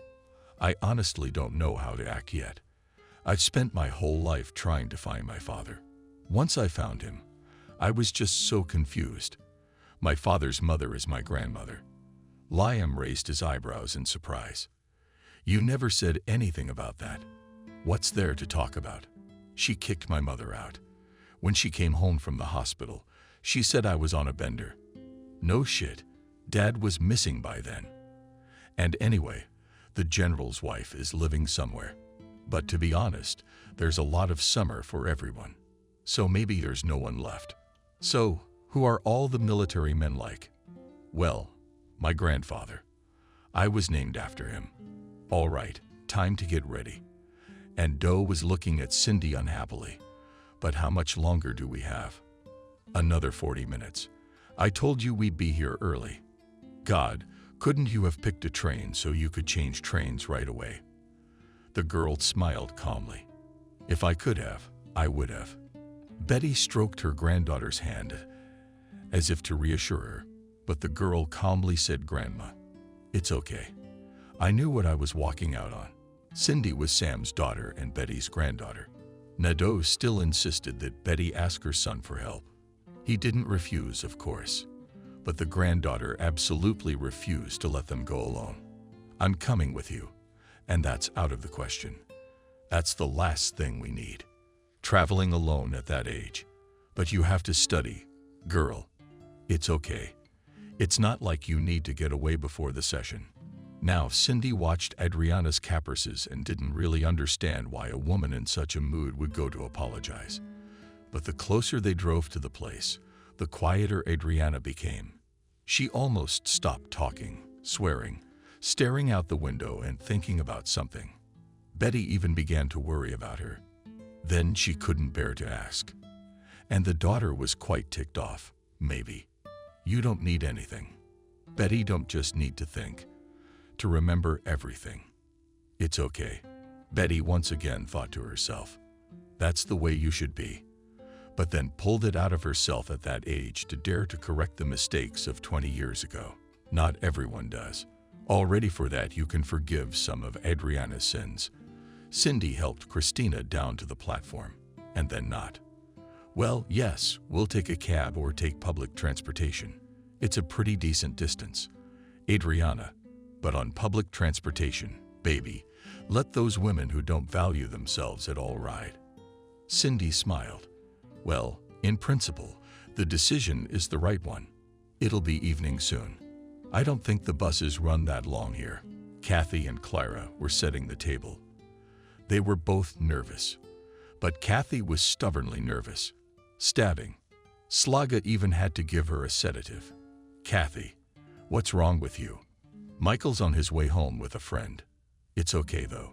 Yes, I understand, Sarah. But I don't know, I just don't feel good, that's all. I'm the one who should be worried. What if Michael has fallen out of love with me? Kathy laughed. What are you talking about? How could Michael fall out of love with you? You're so beautiful.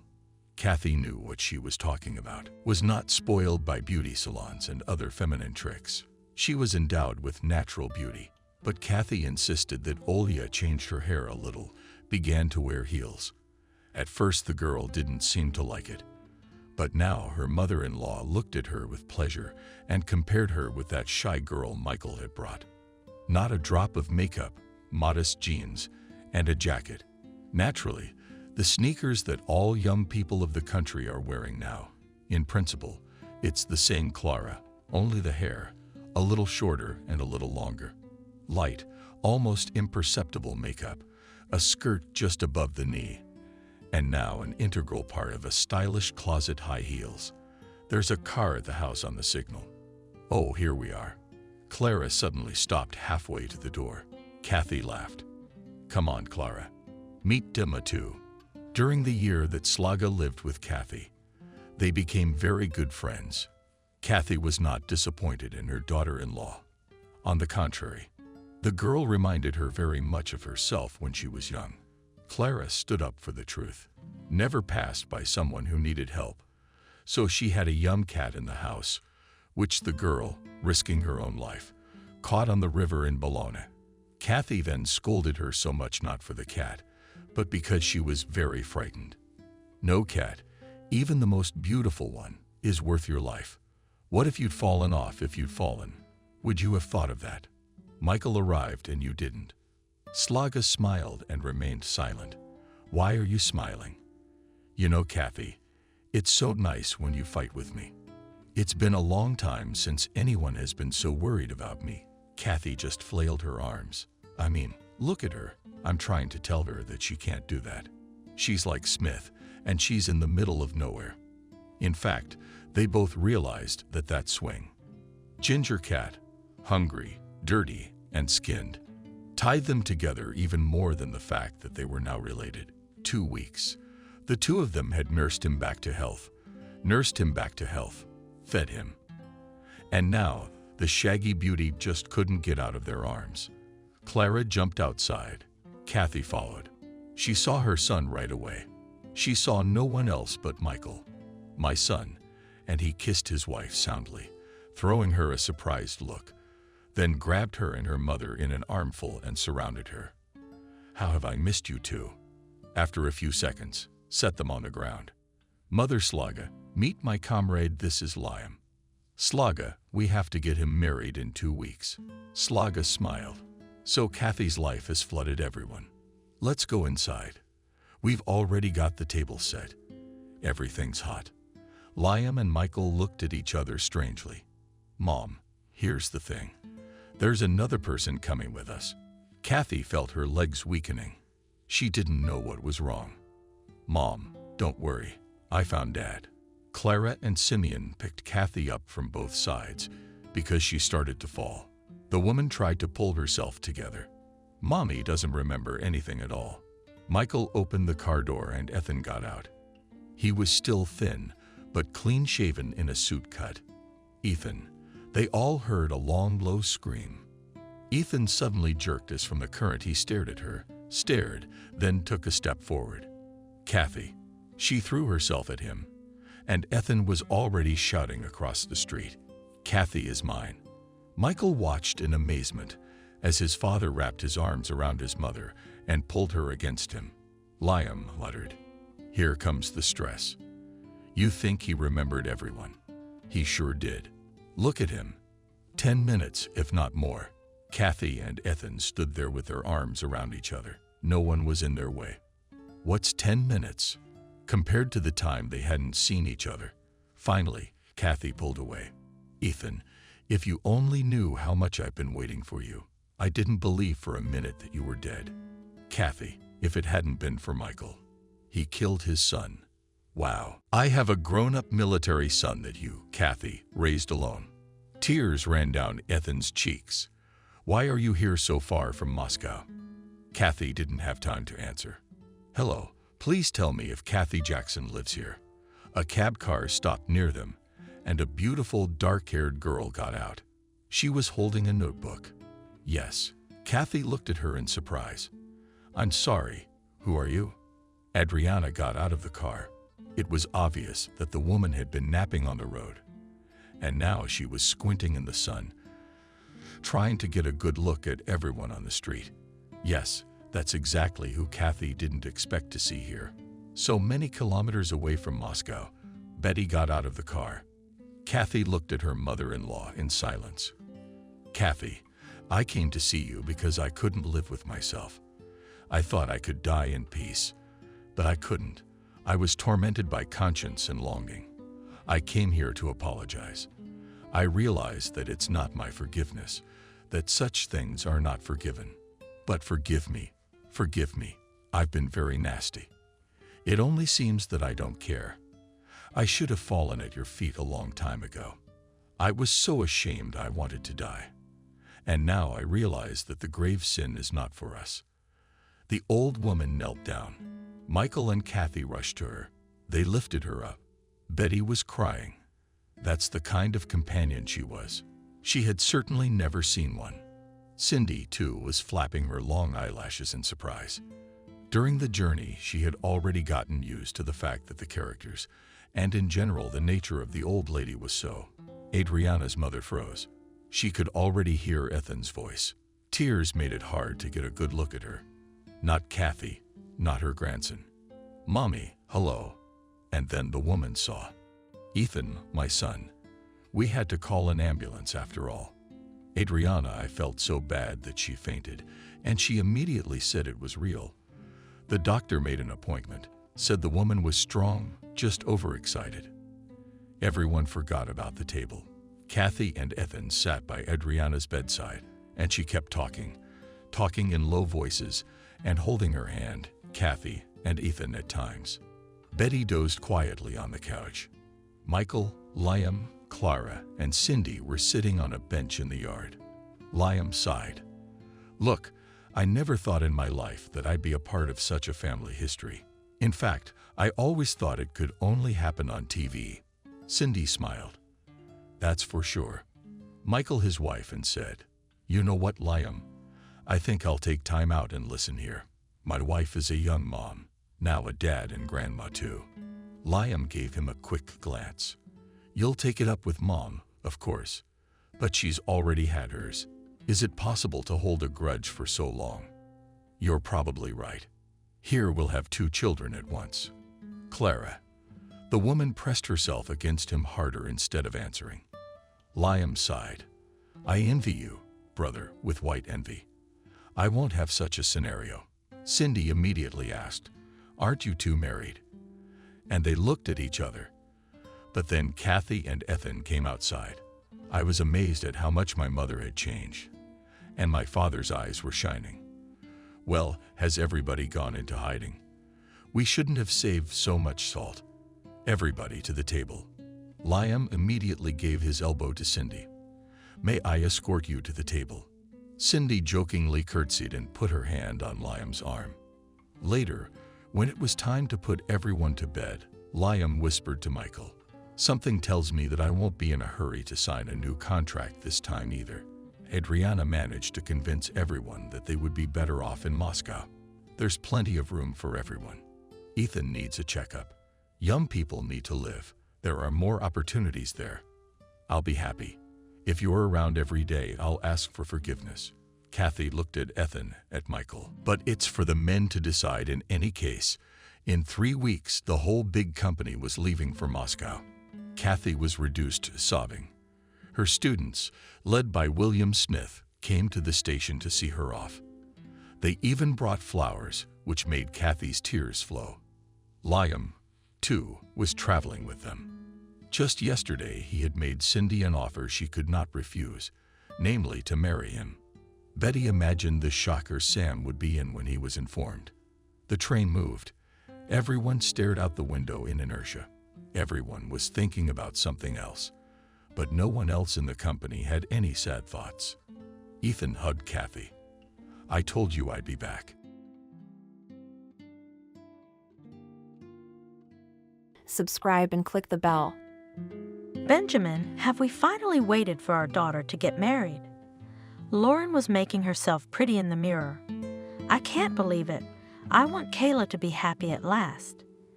Benjamin adjusted his shirt, shook invisible dust from his pants, looked at his watch. Time to go to the guests. Excitement reigned in the bride's room. Kayla stood by the huge mirror and waited impatiently for her to finish lacing her dress, her friends chattering merrily. "Oh, Kayla, what a beautiful bride you are," one of her friends said admiringly. "It suits you so well. Your Matthew will die of happiness when he sees you." "Oh, no. She pretended to be scared. I want to see him alive and well. You and he are perfect for each other. Such a beautiful couple, and your dress is incomparable. If I knew that ready bought, I would have thought that sewn to order sits on you just like fit." "Oh, we're talking." Nora, the bride's best friend, looked out the window. "And there's the groom." "Kayla, don't go out to him yet." "Why not?" "Do you really believe a stupid omen?" Kayla impatiently looked out from behind her friend's back, trying to see the groom. "Let's not break tradition. We'll go down to the guests, and we'll call you to the registration." The girls went down the stairs decorated with colorful garlands. "And when did they have time to put a balloon arch at the entrance?" asked one of the girls. "Look, in the corners of the living room, bouquets of balloons immediately appeared a sense of festivity." "Yeah, there are little tables set up for guests everywhere. I want champagne." "You what?" Her friends told her off. "It's still early. What will the host say to us if we get drunk before everyone else?" "We're just a little bit." Guiltily replied the girl. "Let's go outside, shall we?" On the lawn in front of the house was a tent in which the employees of the marriage institution. Two women in bright summer dresses, with gorgeous hairstyles on their heads, were talking animatedly while waiting for the newlyweds. The solemnity of the atmosphere was added by intertwined, huge rings on the back wall of the tent. In the shade of fruit trees, there were tables set with appetizers and glasses filled with wine. It really is a marvelous arrangement here. The bride caught up with her friends, and now together with them plunged into the atmosphere of the upcoming party. "Kayla, why did you leave the room?" She was surrounded by her friends. "What if Matthew sees you?" "I can't stay locked up with guests in the house." The girl was shining with happiness. She couldn't wait to share her cheerful mood with everyone. Kayla smiled welcomingly at those invited to the party. "Kayla," a stylish middle-aged woman hugged her. "Congratulations! You and Matthew look just wonderful." The girl accepted congratulations from all sides, bowed in gratitude to the guests, and smiled. "It's indecent to be so openly happy." Nora whispered in her ear, "About half of the women here, you are envious." "What can I do if I'm happy?" The bride was beautiful. Her thick blonde hair was styled with a tiara. Her light makeup made her face more expressive, her blue eyes looking at the world with rapt attention. "Kayla," an acquaintance of her parents approached her.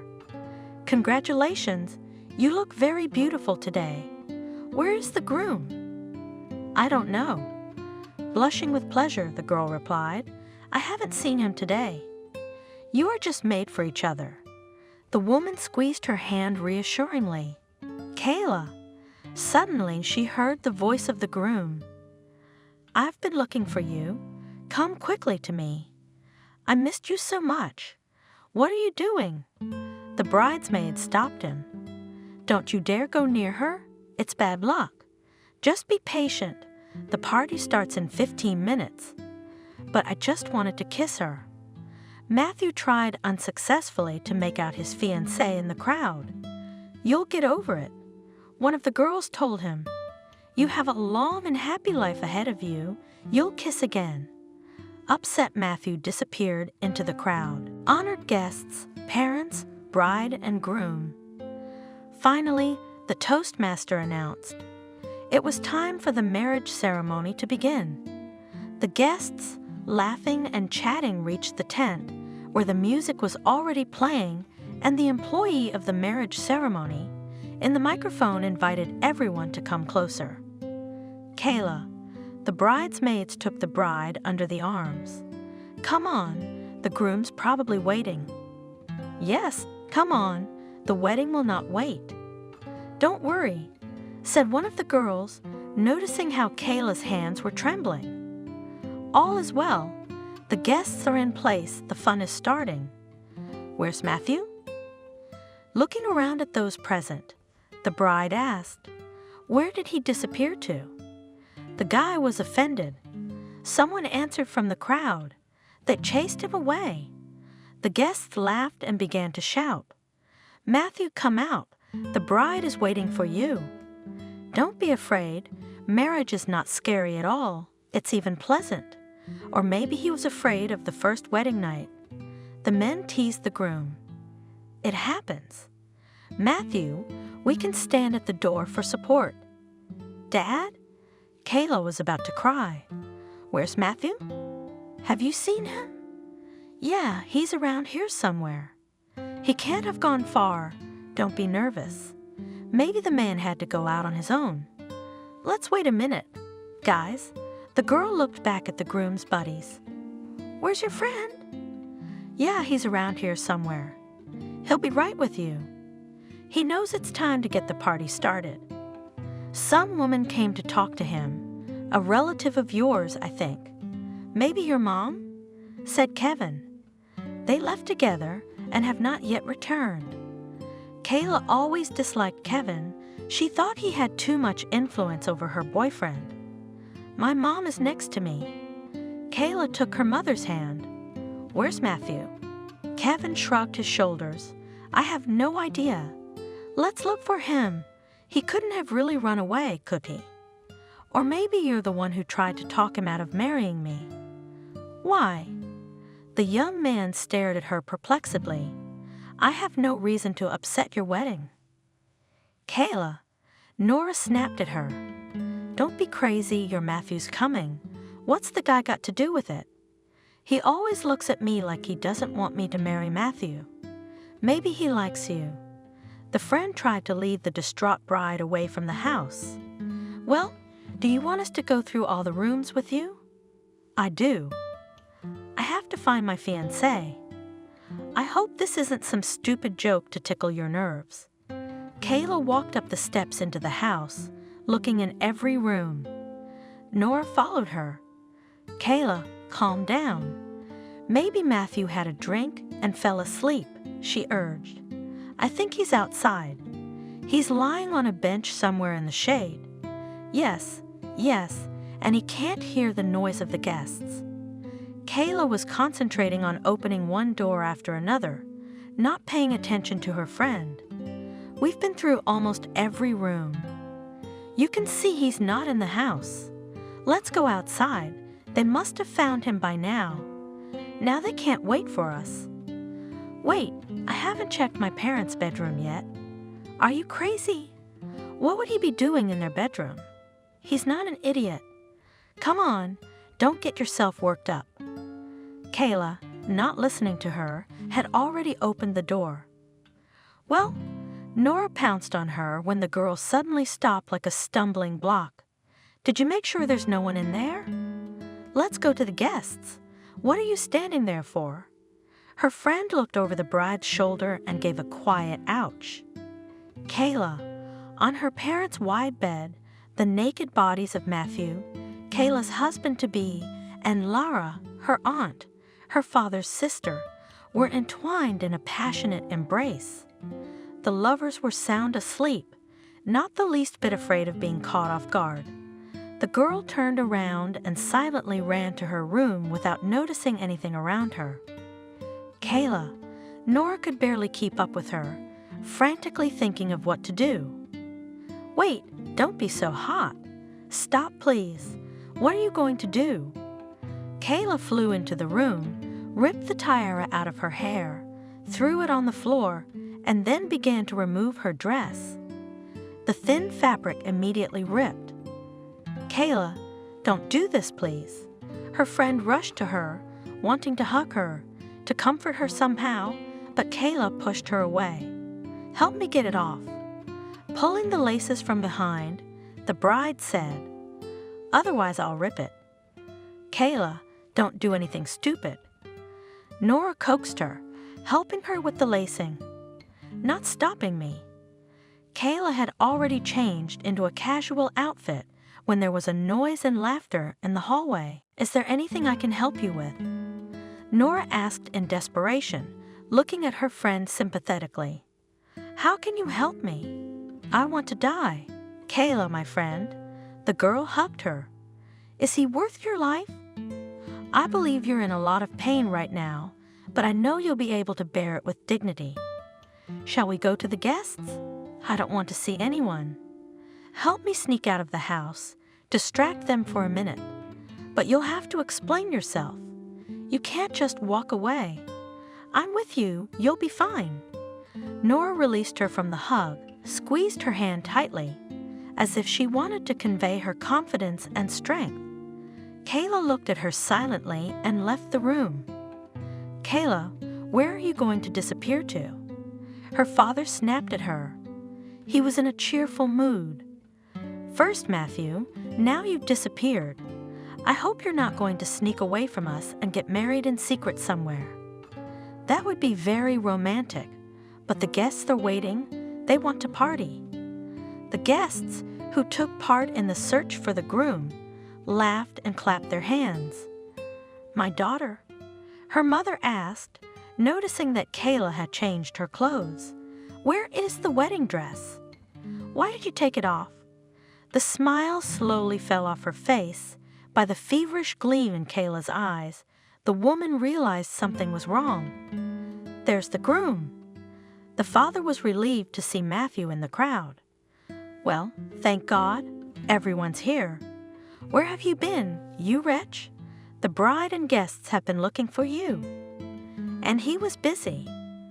Kayla shouted sarcastically, looking contemptuously at Matthew. The guests fell silent. What would happen next? "He slept with your sister. In your and Mom's bedroom, by the way." She was choking back tears. The last thing she wanted to do right now was cower in a corner and not see anyone.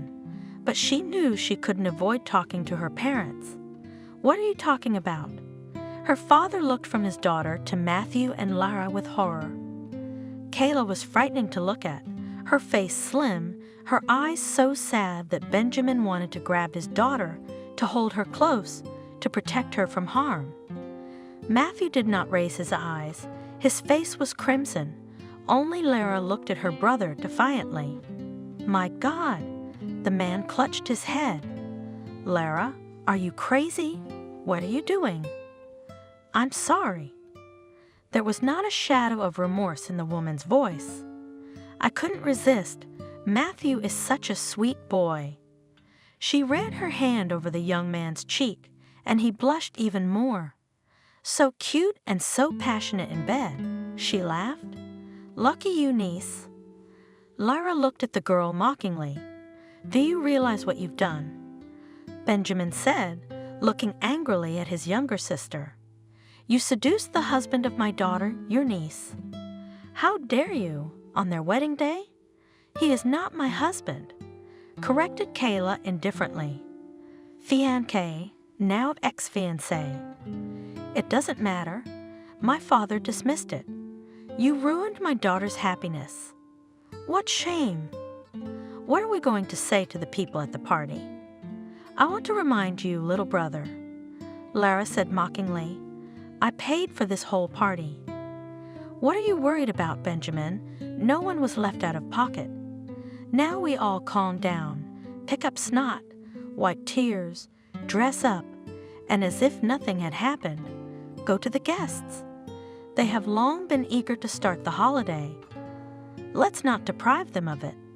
Dear guests, she turned to the guests who had gathered in a cluster. Let's go down to the garden, drink, and be merry.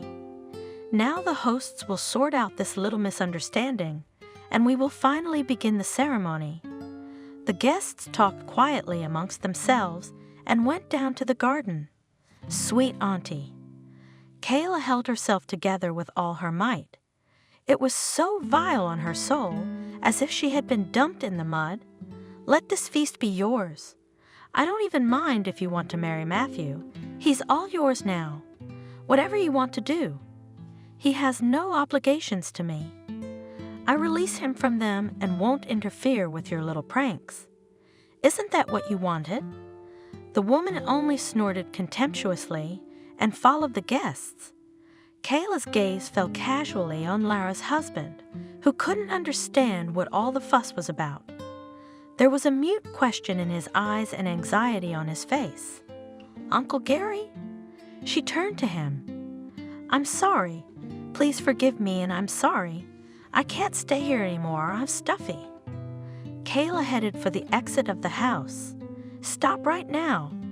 She heard her father's voice. I'm not done. We need to talk. Come back now. I'm sorry, Dad. The girl shrugged. I'm not in the mood to talk right now. I know everything you're going to tell me, so we can safely postpone the heartwarming conversation until tomorrow. Spare me the explanations now. You can't just walk away. Why don't we just calm down and pretend it never happened? You know we owe everything to Lara.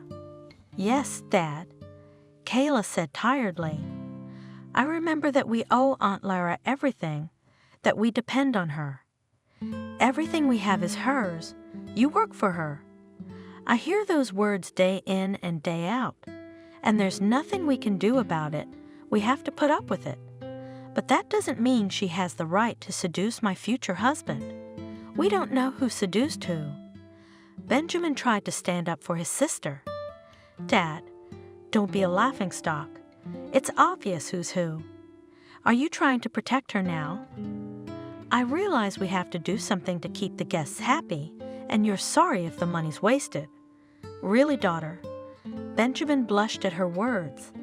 The guests are in the house. The tables are set. It's awkward. We'll talk about it later, so we're late. Shall we go to the people? We can't really cancel the wedding. There's nothing wrong. Nothing? Your daughter has just been treated like dirt. Don't pretend you don't realize the scandal your sister's gotten us into. Don't exaggerate. Father frowned. Stop your hysterics. There will be a wedding no matter what. No, Dad, the girl said firmly. I'm tired of groveling. There won't be a wedding, and there's no need to think of anything. I'm sure you'll find the right words to explain yourself to the guests. Well, what are we going to tell them? At a loss, asked the bewildered father. The mother was crying quietly on the sidelines. If you want, say that I am crazy and I urgently need to be placed in an asylum. I don't care, but rather reveal the truth. Then no one will have any questions. Kayla headed for the exit of the house. No one got in her way. No one tried to stop her. She came upon her aunt, met her eyes for a moment, and walked on. Lara had a haughty smile on her face. That would be something to worry about, little brother. Lara grinned and spoke. She will run and come back. How will she live without money? You'll see she'll be home tonight. Where will she go without you? She's offended, you see. Has she lost it? Don't you realize what you've done? Benjamin attacked her. Why did you do all this? Everything was going so well, you couldn't stand it. I had a little fun. The woman looked at her brother unhappily. I promise, I won't do it again, even if you don't pout at me. I don't understand how it occurred to you to go to bed with that boy, and even a few minutes before the wedding, with guests and a husband in the house. Haven't you had enough of mature men? You got into our bed, too. Why? Sporting interest. Lara laughed. What can I do if I like young, handsome men? He was pleased, by the way. Would your daughter be able to give him what I gave him? She's no good in bed. Now he knows how a wife should please her husband, and that's a lesson to her. Don't flick your beak. You have to keep a man in your sights at all times. I'd shock. If you dare me again. Benjamin's voice is filled with metallic tones. Interfere in my daughter's life? I? What you?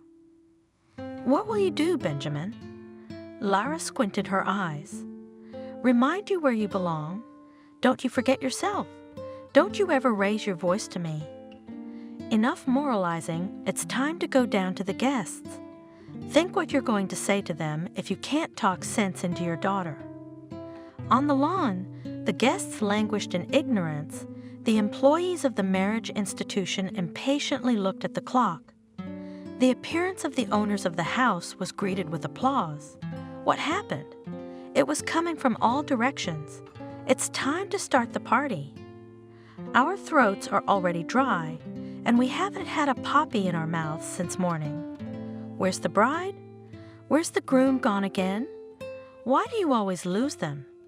Dear guests, trembling from the excitement, said Benjamin, I have to inform you that there will be no wedding.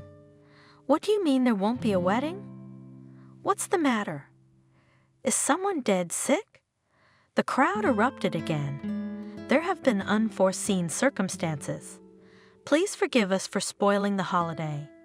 The guests chattered indignantly and slowly began to disperse. And I want to have fun.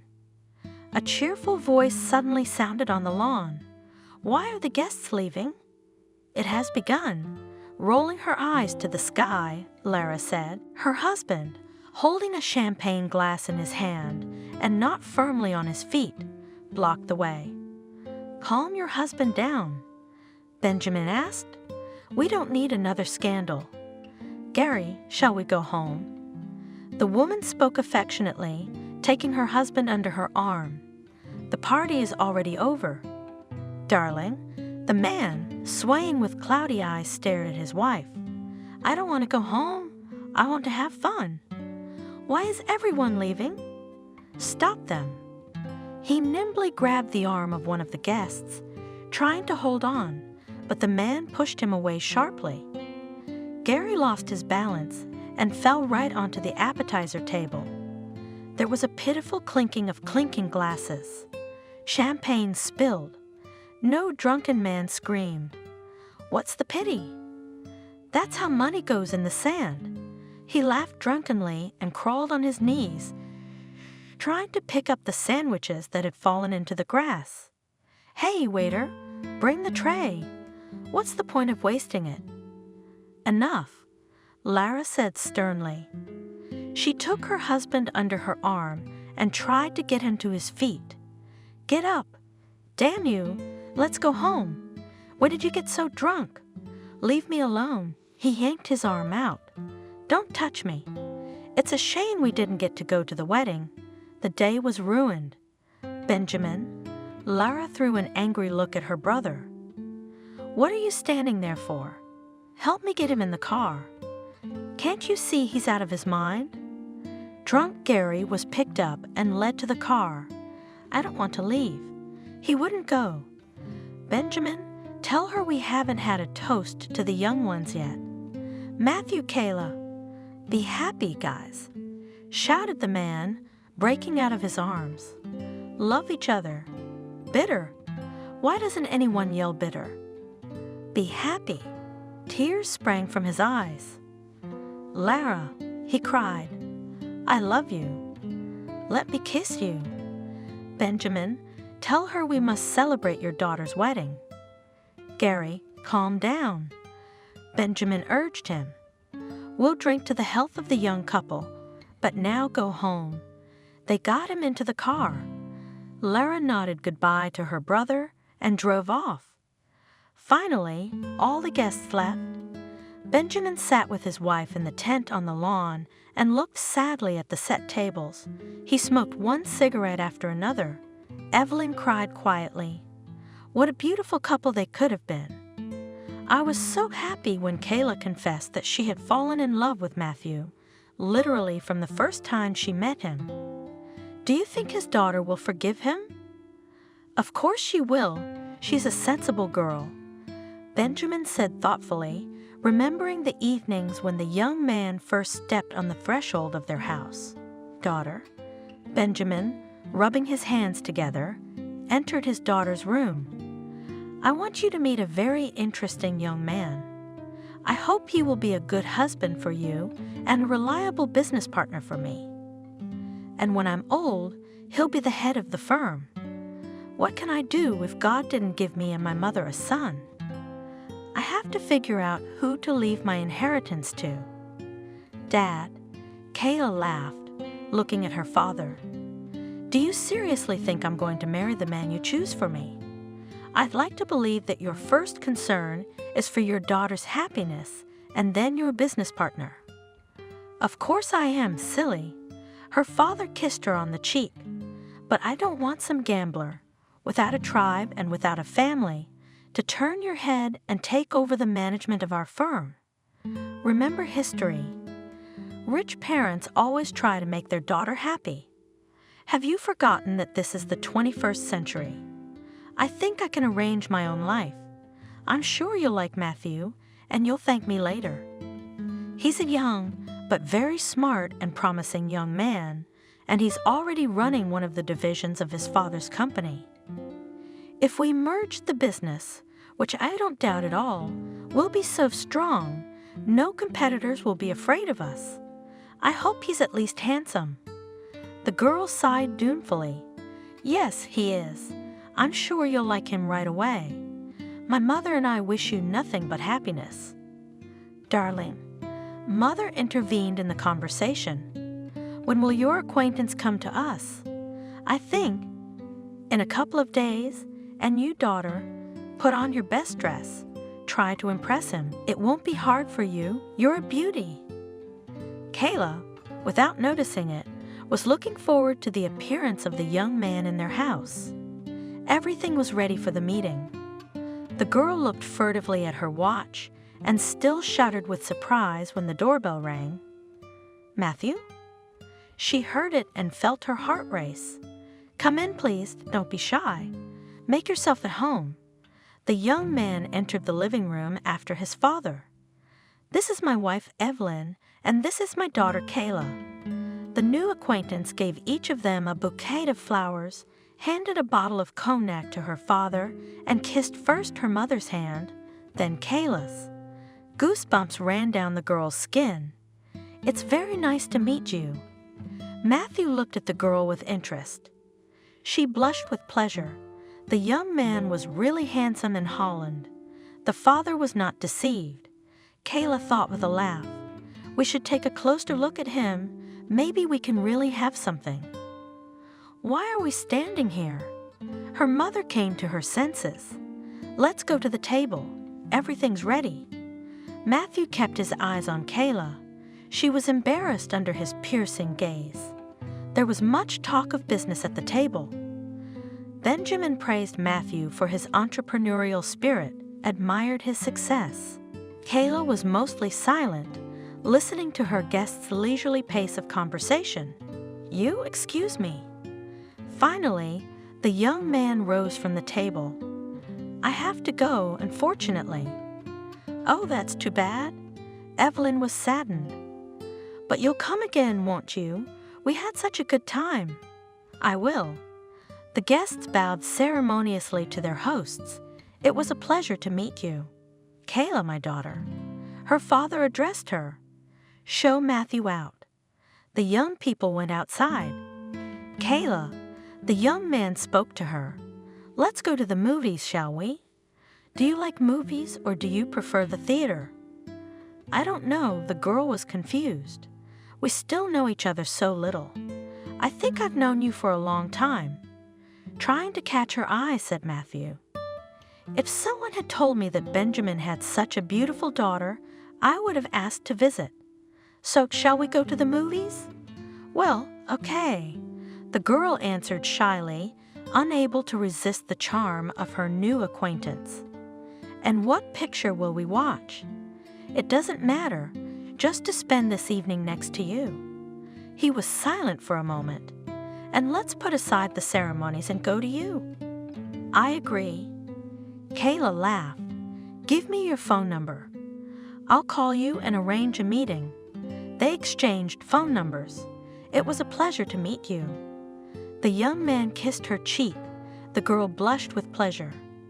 Matthew got into the car, honked his horn, and drove away, and Kayla lost her peace. She immediately started calling her friend Nora. "You can't imagine how handsome he is," she said dreamily, "and how smart he is. So speaks well. I was listening to him. I'm sure I won't be bored with him. Beauty is not the point." Nora warned her. "He doesn't miss a single skirt. Why should you be so happy? You think it's easy to love a man who cheats? It's not a joke. So what? When we get married, he'll be completely different, you'll see.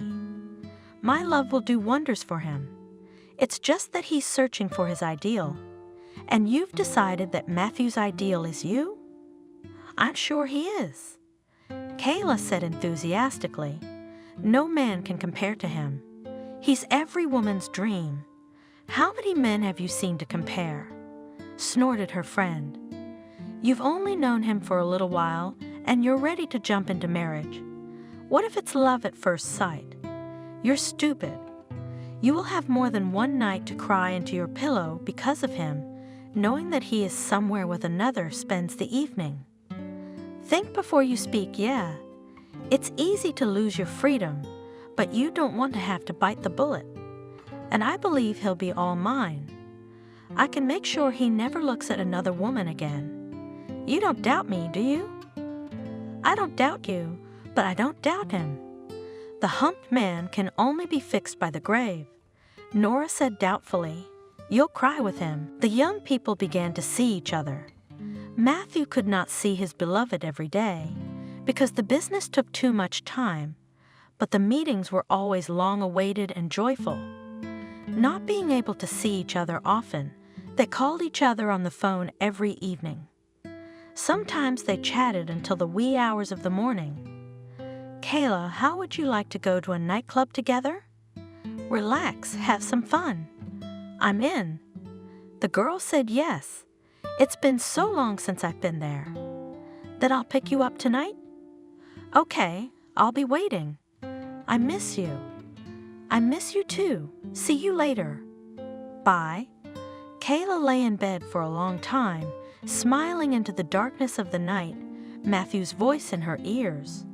"Daughter, why are you glowing like that?" Looking suspiciously at her daughter, Evelyn asked in the morning. "Mommy." Kayla threw herself on her mother's neck. "Matthew invited me to the club. So that's just great. I'm happy for you, dear. Matthew, he's a wonderful boy, so reliable, and I feel so safe when you're with him. That's what a real man should be." The day of waiting for the meeting flew by. Kayla heard the sound of a car and ran outside. Matthew appeared with a huge bouquet of flowers. "Hi, these are for you." The young man held out the roses to her. "Thank you." The girl buried her nose in the flowers. "I'll put them in a vase and we can go." She went back into the house. What a magnificent bouquet! Her mother gasped as she accepted the flowers. "Matthew spoils you." "Mommy, he's so thoughtful." The girl quickly hugged her mother and ran away. The young people got into the car and went to rest. The club was crowded. "It's great here." Kayla, smiling, looked at the young man. "When I'm with you." Taking her hand, Matthew spoke. "I feel good everywhere. Kayla, I really like you. I've never met anyone like you. You're extraordinary. You can say that too." The girl was embarrassed. "I'm ordinary. There are thousands of them." "No, you're special." "Once again, I thank your father in my mind. I really don't want to part with you. When I don't see you, it seems that all the light fades before my eyes." Kayla listened to his voice and was ready to hug the whole world. "I have another free night tomorrow," Matthew said as they sat at a table drinking a cocktail after dancing. "Shall we go to the restaurant? I need to have a serious talk with you." Tell me now, or I'll die of curiosity before tomorrow. No, it's uncomfortable here. I want us to have a festive atmosphere around us. Kayla's heart squeezed with excitement. Will you come? Well, what do you want to talk about? I'm not telling you that yet. I want to surprise you. It'll be a nice surprise. Kayla was so nervous she was almost late for her date. In the restaurant, she was met by the receptionist and, smiling mysteriously, led her to a table hidden from prying eyes by a curtain. The girl's legs were shaking from worry. When the receptionist pulled back the drape, Kayla gasped. In the center of the table, there was a small bouquet of flowers, candles were burning, and the central wall was decorated with flowers made of balloons, ribbons, glowing garlands. I've been waiting for you? Matthew stood up to meet her. I was beginning to think you weren't coming. I'm sorry, the girl said, embarrassed. I was late. I was a little out of time. The young man gave her a hand and helped her sit down at the table. I didn't know there were such nice places in this restaurant. Do you go to the restaurant often? Matthew raised his eyebrows in surprise. No, I don't, Nora protested. But no one I know who frequents the restaurant has ever told me that. Meanwhile, the waiter brought appetizers and poured wine into glasses. Have I told you before that you're very beautiful? Matthew raised his glass. You are a mystery to me, a magic. You've done the unbelievable. I'm not interested in anyone but you. No woman in the world compares to you. You're my cosmos, my unattainable dream. Kayla blushed with pleasure at these words. She was afraid to frighten her guesses, but in her heart, she secretly waited for Matthew to say the long-awaited words. I would like to live with you all my life. The girl's heart was ready to jump out of her chest.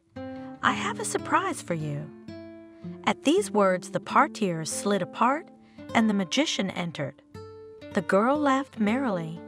What a surprise! I've long since come out of childhood. We are all children at heart. Philosophically, Matthew replied, this is only the beginning. The main surprise is ahead.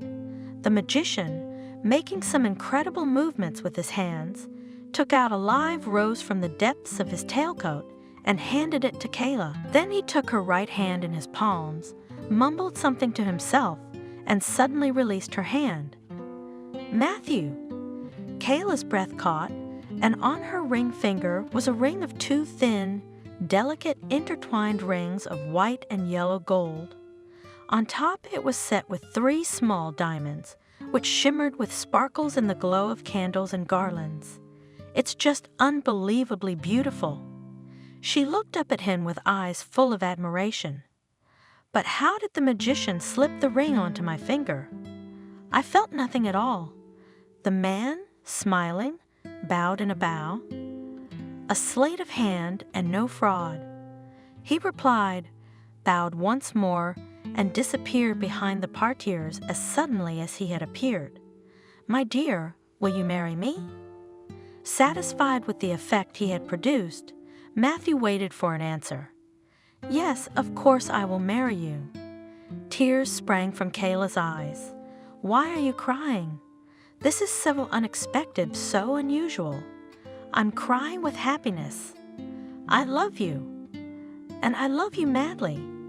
I think there is no one in the world happier than me. The young man took her hand and kissed it tenderly.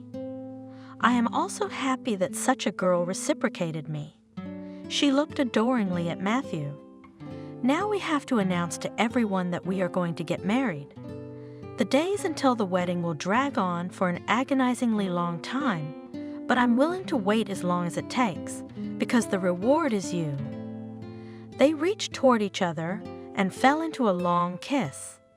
After dinner at the restaurant, Matthew walked Kayla home. They decided to make the wedding announcement, bringing both families together. Nora? The girl secluded herself in her room and immediately started calling her friend. Matthew proposed to me. We're getting married. I was afraid he'd never want to commit to me, And then it happened. And you said yes, of course. Yes, she laughed. You don't know how happy I am? I didn't expect him to ask me to be his bride so soon, and yet in my heart I waited. He's so sweet. He's mine now, forever, and I'll never give him up. Tell me you're happy for me. Fool, you're in love. My friend sighed heavily. You don't see anything. You don't want to listen to anyone. You'll regret not believing me later. You ignored all my warnings. You're wrong about him. He's changed. Why would he go out with other people when he's got me? And once we're married, I'll be surrounded by so much care and attention that he won't even want to look elsewhere. Knave, Nora sighed again. You're not thinking straight now, though. Do what you want, but don't come crying to me about your Matthew's cheating. I won't. Kayla lowered her voice. But promise me you'll be godmother to our children. Kayla ran outside, and Kevin was standing on the porch. It looked like he was waiting for her. Shall I take you out of here? Asked the guy. You waited for me on purpose to enjoy the triumph? Look, rejoice. I don't have a fiancé anymore. Kayla was shaking, eyes glittering with feverish fire. I want to help you. Shall we go? He opened the car door. Yes. Kayla quickly got into the back seat. Where are we going? Kevin asked and started the car. I don't know. Muffled? The girl answered. The main thing is to get away from here. They drove in silence for a while. Kayla looked out the window. Her mind was empty. Did you know he was cheating on me with Aunt Lara? The girl asked. Kevin gripped the steering wheel so hard that his knuckles turned white. Yeah. Yes, I knew. Finally, he spoke. I talked him out of this unholy affair. I told Matthew to stop, to think about the fact that he would soon have a family. I warned him against it, warned him that you'd find out one day anyway, but he wouldn't listen to anything. It was as if she'd bewitched him. You mean? Kayla said slowly, that this meeting wasn't a coincidence? That it wasn't the first time they'd been together. Shit! Kevin cursed. I'm sorry, I thought you'd known about their connection for a long time. No, I didn't know anything. She whispered, tears streaming from her eyes. Why did he do this to me? All I could think about was him, believing him, and not seeing the obvious. Nora was right. I really am a knave fool. Kevin felt guilty in front of her. Damn it, I should have told her, he thought. It was hard for him to look at the crying girl. Kayla, you try to calm down. I'm sure Matthew is sorry for what happened. He'll definitely come to you, apologize, and you'll make up. Who doesn't? Lara seduced him, and he couldn't resist. She's an experienced woman. You know what? Wiping her tears, Kayla suddenly said, take me to a bar or even a nightclub. I don't want to go home. In fact, I want a drink. Kevin nodded. Good for you, that's better. He said and drove the car to the nightclub. Kayla entered the room and went straight to the bar. Is something wrong? The bartender asked, noticing her mascara running down her cheeks. Yes, she answered briefly, pulling out a mirror and a paper napkin from her purse. I want a drink. The girl cleaned herself up and took a few deep breaths, trying to regain her composure. Kayla, my treat. Kevin lowered himself onto a nearby chair and ordered a cocktail for himself and Kayla. She took the straw out of the glass and drained it. Are you crazy? Kevin exclaimed. Yes, I was crazy when I decided to marry Matthew. Serves me right. Don't bother me, I want to get drunk. Why don't we dance? The young man suggested, eyeing her warily. Let's go. Kayla headed for the middle of the hall. Tell me, please, she was already a little drunk. How can you consider Matthew your friend? You're nothing like him. How many women did he have before me? Howdy while he was courting me, do you know? I don't know. The girl was moving to the beat of the music, waving her arms. I just realized today that he wasn't going to stop marrying me. He wasn't going to be faithful to me. And if I hadn't caught them in bed, they probably would have kept seeing each other. She laughed nervously. Kevin was afraid that a little more of this and the girl would become hysterical. Slow music started playing. Ask me to dance. Suddenly Kayla asked. The young man hugged her. She hung on him helplessly. Why? Why am I so unhappy? You will surely find your happiness, Kayla. Gently pressing her against him, Kevin soothed her. Do you think so? She looked at him with interest. Let's drink to love and true friendship. She freed herself from his embrace and headed towards the bar with a firm step. Young man, with difficulty pronouncing the words, the girl asked, pour me some more of your magic soothing drink. I'm not so sick at heart anymore. Yes, thank you. But don't drink it in one gulp. The bartender warned her. Otherwise you won't taste the cocktail. That's true. She shook her head. I don't remember what I drank, but it was good. Kayla? Kevin tried to stop her. Do you need a ride home? No way. I want to dance. You don't need to drink anymore. Who are you to tell me what to do? Maybe I'm the one who wants to get drunk tonight. Don't get in my way. Why aren't you drinking? One of us has to stay sober, especially when I'm driving. If you want to go home, I'll stay here. Then I'll ask this nice young man here. She tried to stroke the bartender's cheek. Call me a cab, won't you, buddy? I'm not leaving you. We came together, we'll leave together. Draining her glass, Kayla moved towards the dance floor again. She danced like she was trying to exhaust herself. How fun are the people here tonight? Jumping and waving her arms, she said, I feel very good. Thank you for bringing me here. You're a good man. Kevin followed her closely, not letting her go a step away from him. When she was tired, she almost fell at the feet of the dancers. The young man picked her up in his arms and carried her to the car. It was dawn when Kevin drove Kayla home. Oh, the girl moaned as she opened her eyes. The sun is so bright. What a headache. She wanted to get up, but leaned back against the pillow and closed her eyes, nausea rising in her throat. Good morning, beautiful. She heard a man's voice above her head. With difficulty, she opened her eyes again and squinted at the man. Oh, God! She whispered immediately, forgetting her headache, pulling the blanket up higher. You, me? What are you doing here? Where am I? Don't be nervous, please. You're in my house. Why did you bring me here? Looking at him suspiciously, the girl asked. You flatly refused to go home, so what was I supposed to do?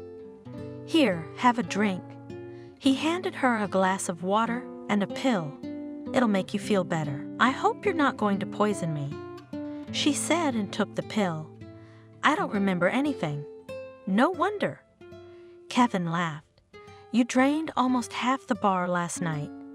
No way, Kayla blushed. Actually, I don't drink. I figured as much. Smiling, he agreed. God, how embarrassing. The girl covered her face with her hands. Calm down, please. Nothing terrible happened. Just a little too much with cocktails. We danced, we talked, and then I realized that I had to get you home before you fell asleep on some sofa. And we did. Kayla faltered, searching for the right words. Between us? Don't worry about it. Kevin smiled again. Nothing happened between us. Why am I in your bed? Like a true gentleman, I gave you the bed, and I laid down on the couch. So I didn't take advantage of your helplessness.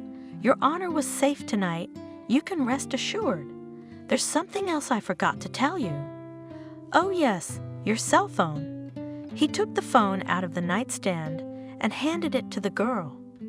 "Sorry, I had to turn it off because it was ringing off the hook. Thank you so much for not abandoning me in my time of need. It's been a pleasure helping you. There's a towel and robe in the bathroom. Then come into the kitchen and I'll make breakfast." He stood for a moment, then walked out of the bedroom, leaving the girl alone. Kayla got out of bed. Her head was still foggy, but the pain was gone. She went to the bathroom, stood under the hot jets of water for a long time, as if trying to wash herself off the remnants of yesterday. Come to the table. Kevin invited the girl when she came out of the bathroom. "It's a bachelor's breakfast, don't mind." "Thanks." She sat down at the table. They ate in silence. Kayla thought intensely, picking at her plate of scrambled eggs. She ate a bite without tasting it. Her heart felt heavy. "Your head is going to explode." Kevin couldn't take it anymore. "Say something?" "I'm sorry. I'm not ready to talk right now. I have to sort out my own thoughts first." "What should I do?" The girl pondered. "My running away is no reason not to talk to my parents. I should call them and let them know I'm okay. They must be freaking out. I'll call, and of course they'll defend Matthew and convince me to go back to him. My dad will say it's no big deal. He doesn't think Lara did anything wrong. I don't see how he can justify her when I caught Matthew in bed with her." This coming from my own father? "Kayla?" She heard Kevin's voice, and as if waking from a dream, she looked at him in surprise. "I've been wondering about something for a long time. Maybe it will seem immature to you, but I'll ask it. I'm trying to understand, did you agree to marry Matthew at the behest of your parents, or did you have feelings for him?" "You know," she said slowly, "yesterday morning I would have told you yes, I love Matthew, but today I'm ashamed to admit it. Today I'm even relieved that the wedding is off." Kevin kept his eyes on her. "Apparently, I only thought I loved him." It took a shock like that to realize what was true and what was false. "What are you going to do next?" "Go back home." "Oh no, I can't go home. I'm sure your father and mother will beg you not to call off the wedding. It would mean pretending it never happened. Smile at Aunt Lara like nothing happened and marry Matthew because he's a wealthy man and I don't want to play by their rules anymore. I don't know what I'm going to do yet. All I know is I'm not going home. You know," suddenly Kevin said, "Come with me." "Where?" Kayla was surprised. "My grandmother gave me a house in the village. It's 300 kilometers from the city. I've already got a job, a good position, a decent salary. We'll put the house in order and live normally. Why, there's fresh air there, the beauty is all around. After all, you can live for a while until everything calms down and then decide what you'll do." "But I can't go with you. Where will I live?" "The house is big enough for 2 people. We can't just live together. It's a village. Who am I going as? You and I are strangers. In the city, it's not wrong for a girl to live with a man and not be married to him, but it's different there. It's a bad idea. It won't work. Yeah, everybody's gonna be pointing fingers at me. If it's important to you, you can say you're my fiancé. We're saving up for the wedding. We can live in peace for a while, at least 6 months. And then what? What happens in 6 months? Then you and I will be married." Kevin smiled. "I should have confessed a long time ago, because I love you. But it's impossible." The girl said, confused. "Why not? I'll have 6 months to win you over." "What if?" "No ifs. You will love me for sure. I will do everything so that one morning you wake up and realize that you can't live without me." Kayla looked at the young man with a long look. "Good," she answered decisively. "I'll go." "Good." Kevin was happy. "Then let's get ready, get some groceries, and go to the village, away from the problems of the city. What are we going to do there when we get there? First, we need to assess the situation, see what condition the house is in. It might need some repairs. Kayla, the young man said hesitantly, "Of course, it's none of my business, but don't you want to talk to your parents? Not right now." Kayla frowned. "A little later. Until I'm ready to talk to them, I need to calm down. I feel like I shattered into many pieces. I need to try to regain at least some semblance of composure." "Okay," Kevin agreed. "You know the best thing to do, don't you?" They went to the store and had a long discussion about what to buy. What if there is no light where we will cook? Kayla hesitated as Kevin put a bag of potatoes in the cart. Wouldn't it be better to get something that didn't need cooking? Can we make do with sandwiches? Even if there's no light, the young man reassured her. "We have an oven. We can cook everything on it." "An oven?" The girl was amazed. "Do you know how to light it?" "Of course," he assured her. "It's no big deal." When the cart was filled with the goods Kevin thought they needed, they quickly paid at the cash register, loaded everything into the car, and set off. "Are you sure you know where we're going?" Kayla asked as they turned onto the dirt road, not sad anymore, but rather happy with the anticipation of something new in life. "Yeah, we'll take a shortcut." "Don't worry, I know the area pretty well." "When was the last time you visited your grandmother?" "About 10 years ago." "Don't you think the terrain might have changed, and no one's been on this road for a long time?" "Watch out." Suddenly the girl shouted, "Hare!" "You almost ran him over." The car swerved sideways. Kevin tried to straighten it out, stepped on the gas, the engine roared and stalled. "That's it. Congratulations." The young man looked out of the window and said sadly, "We're stuck." "Stuck how?" "We had to choose between saving the hare or going straight ahead. As soon as I turned sideways, I got stuck. Forest roads are unpredictable. The back tire's in a hole." He got out of the car and sat down beside it, looking behind the mud splashes. "Can't we get out ourselves?" "I can push." The girl also got out. "It's no use. We're sitting tight."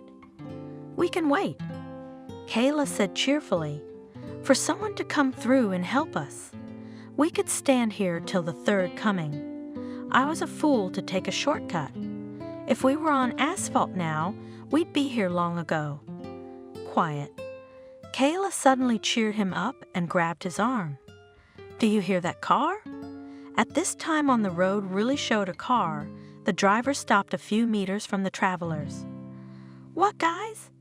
he asked cheerfully, leaning out of the window. "Stuck." "Yes, we hit a pothole." "Can you help us?" Kevin thanked God for sending them this man. "Where are you guys going?" asked the stranger when Kevin's car was already standing on a dry road. "We're going to my grandmother's village." "Why didn't you recognize the turnoff to the village?" "It's the other way." "What other way?" Kevin shouted. "You have to get on the main highway and drive back about 10 kilometers, and there you'll see a signpost." He walked around the car, assessing the situation. Then he hooked up a rope, started his car, and dragged them to the road. That was it. He looked at the work of his hands with satisfaction. "Don't get stuck again." The man said a warm goodbye to Kevin and Kayla and drove off. "Let's get out of here." The young man was frustrated because time had been wasted. After about half an hour, they finally reached the village and found the house. "Yes." Kayla looked around the rooms. "We're going to have to do a lot of cleaning around here." "That's all right." The boy answered her cheerfully. "We have plenty of time to clean up before dark. This place is going to need some repairs." Kayla noted, "And not a small one." "Yes," Kevin agreed. "Almost all the furniture is in disrepair. The floors." Stomping his feet, he said, "They need replacing too." The walls and roofs are still strong. I agree it's a lot of work, but I think we can manage. What do you think? Kayla happily poured herself into the work in silence. I'll go and talk to the men, the young man said. Maybe someone will help us out.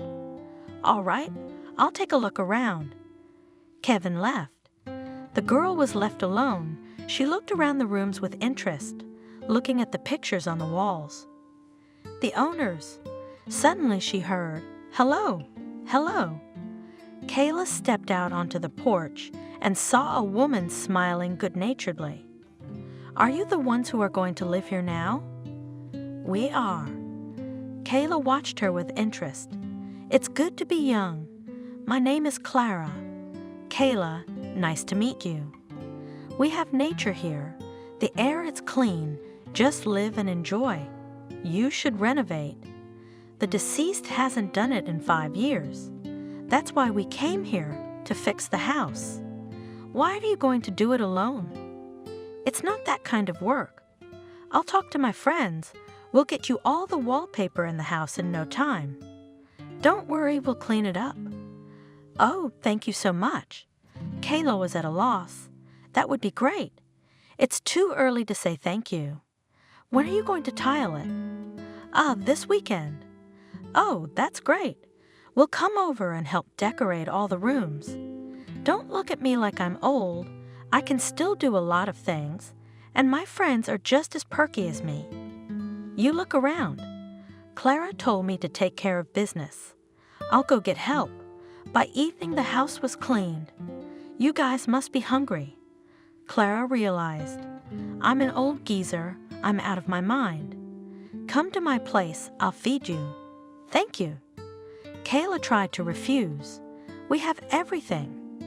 No excuses are acceptable. The old woman waved at her. "It's completely different here."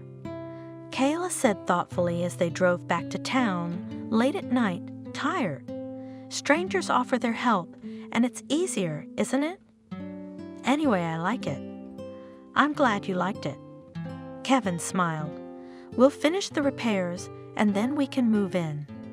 The week went by quickly. On Saturday, Kevin and Kayla bought all the furniture. It was to be delivered to the village on Sunday. I was afraid we wouldn't make it. The young man confessed when the young people had dinner at their house in the evening. There was so much to do. I didn't expect such helpful people here either. Can you imagine? The neighbors have already offered their help in assembling the furniture, so you won't have to do it all alone. And Clara promised to clean the whole house after the renovation. Sounds like she's enjoying it. I'm glad we have such a friendly neighbor.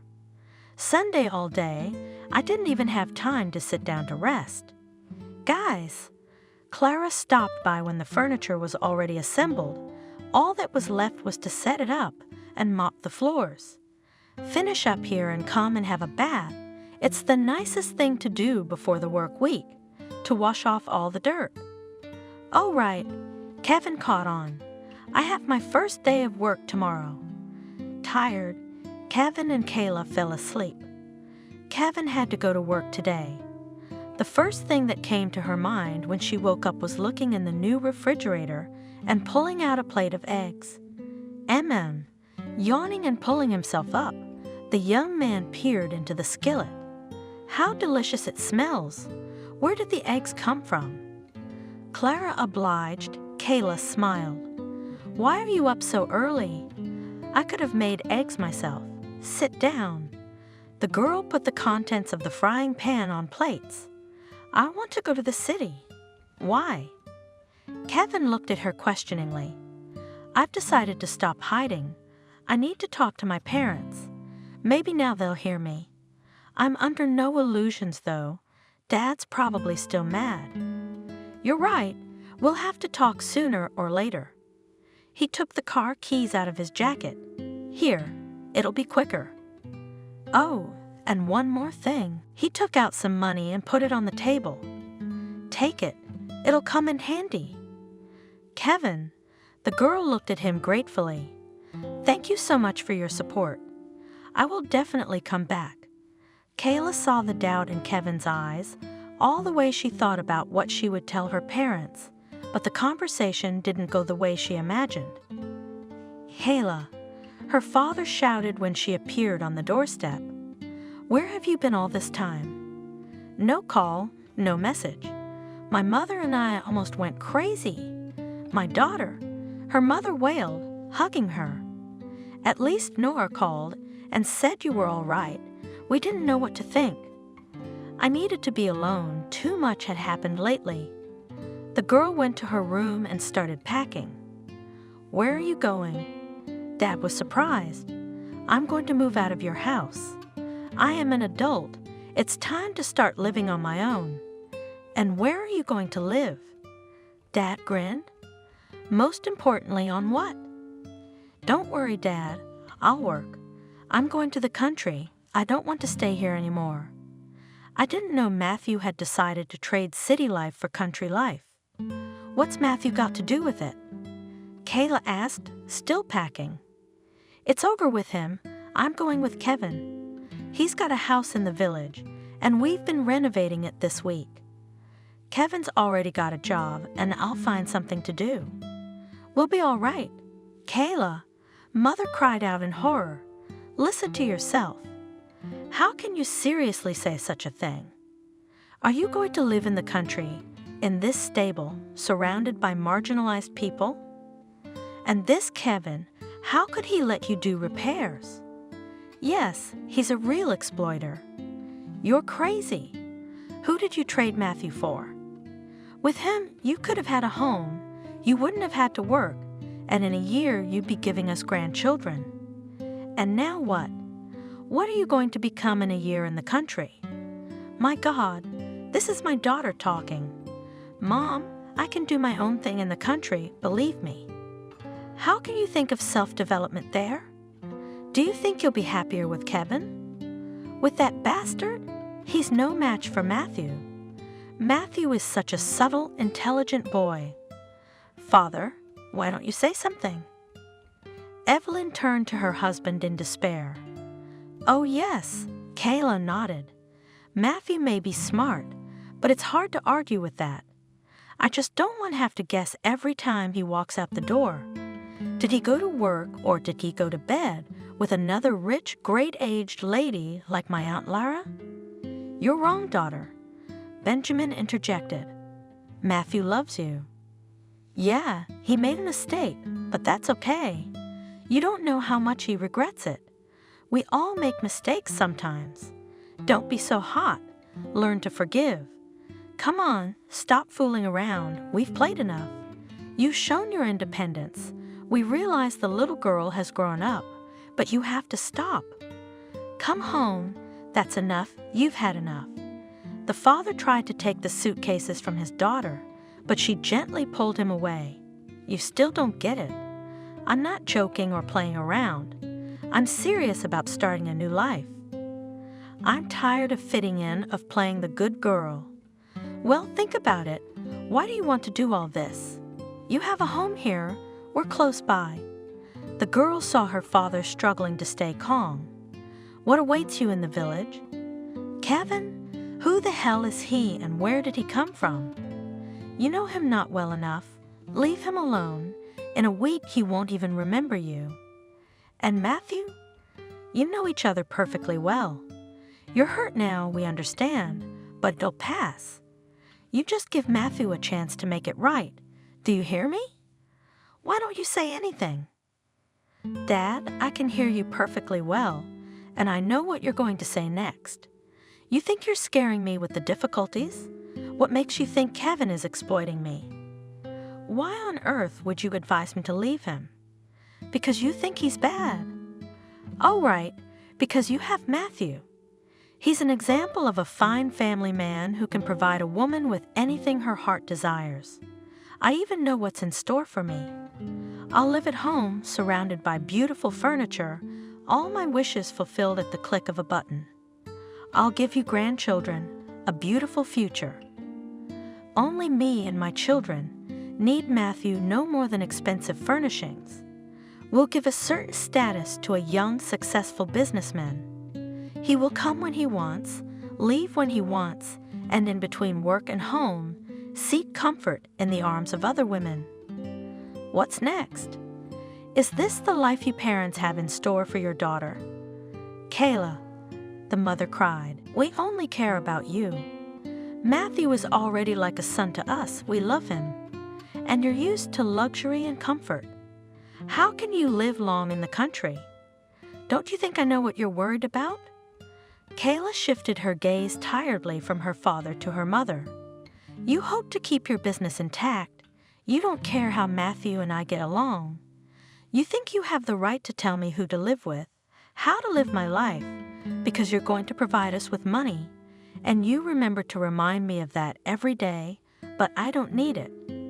Why? What do you need?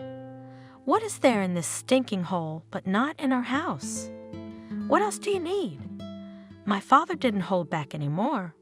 I already have everything I need, a house, girlfriends I can just have tea with and have a heart-to-heart talk with. They don't care about my status or the thickness of my parents' wallet. Most importantly, I have a man I love who cares, who listens to me, not swatting me away like an annoying fly, and he loves me simply because I am me, not because my parents have money. Kayla, my mother splashed her hands. Are you crazy? That Kevin was bewitching you. Wait till you remember what I said when he forbids you to talk to your parents.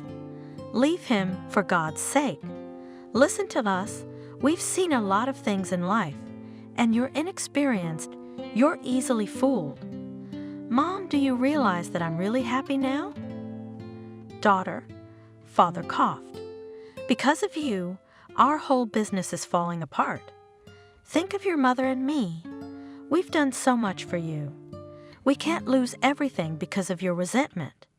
You have to go back to Matthew, or Lara will pull the money from the firm, and we'll deal with it. I was counting on your husband's father for support. I feel sorry for you, honestly. The girl looked sadly at her parents. I don't know when you became like this. Dad, you loved Mom, didn't you? You didn't even want to work with Aunt Lara before. And now what? Why is working with her and your own comfort more important to you than my happiness? She was quiet for a moment. I don't want to fight with you, but I'm not leaving Kevin.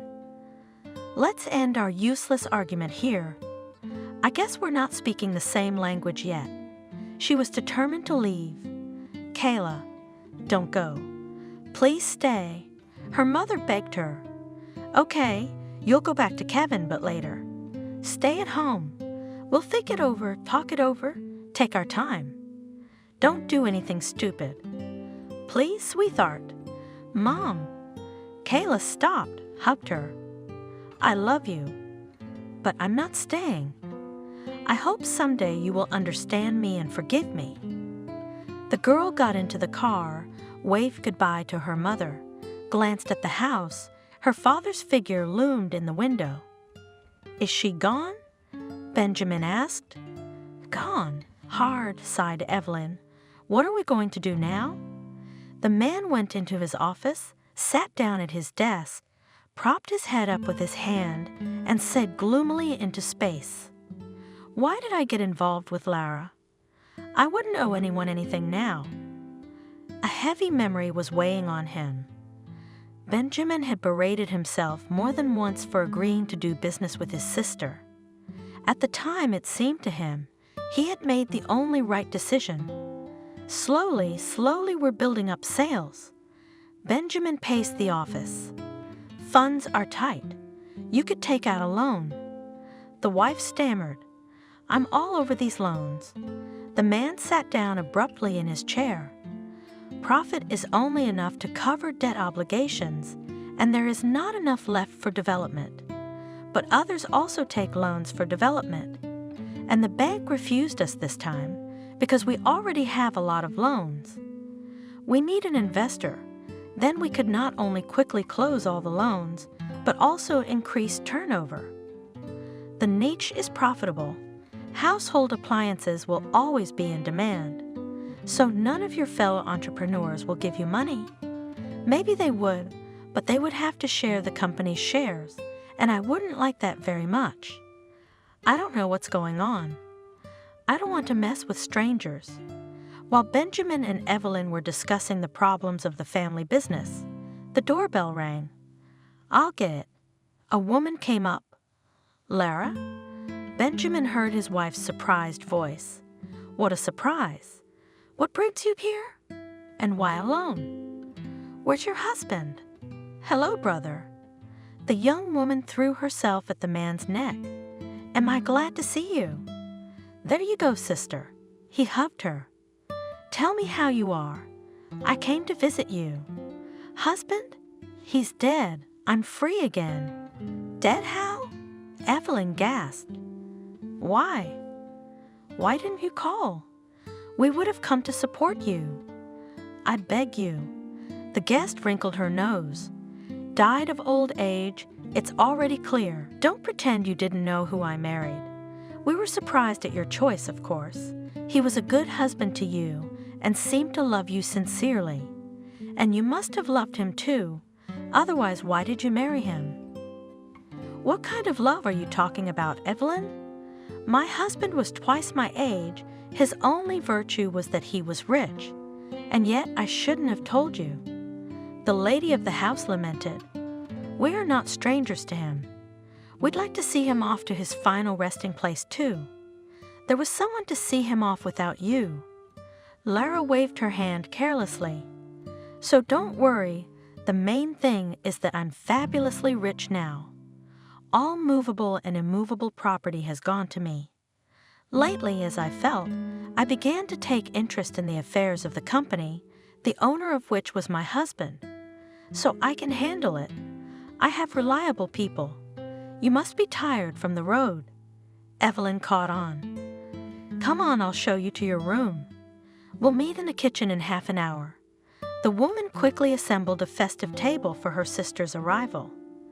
Benjamin opened a bottle of wine. So, tell me, brother, how are you doing? How's business? Sitting down at the table and eating, Lara asked. Not bad, but I wish it were better.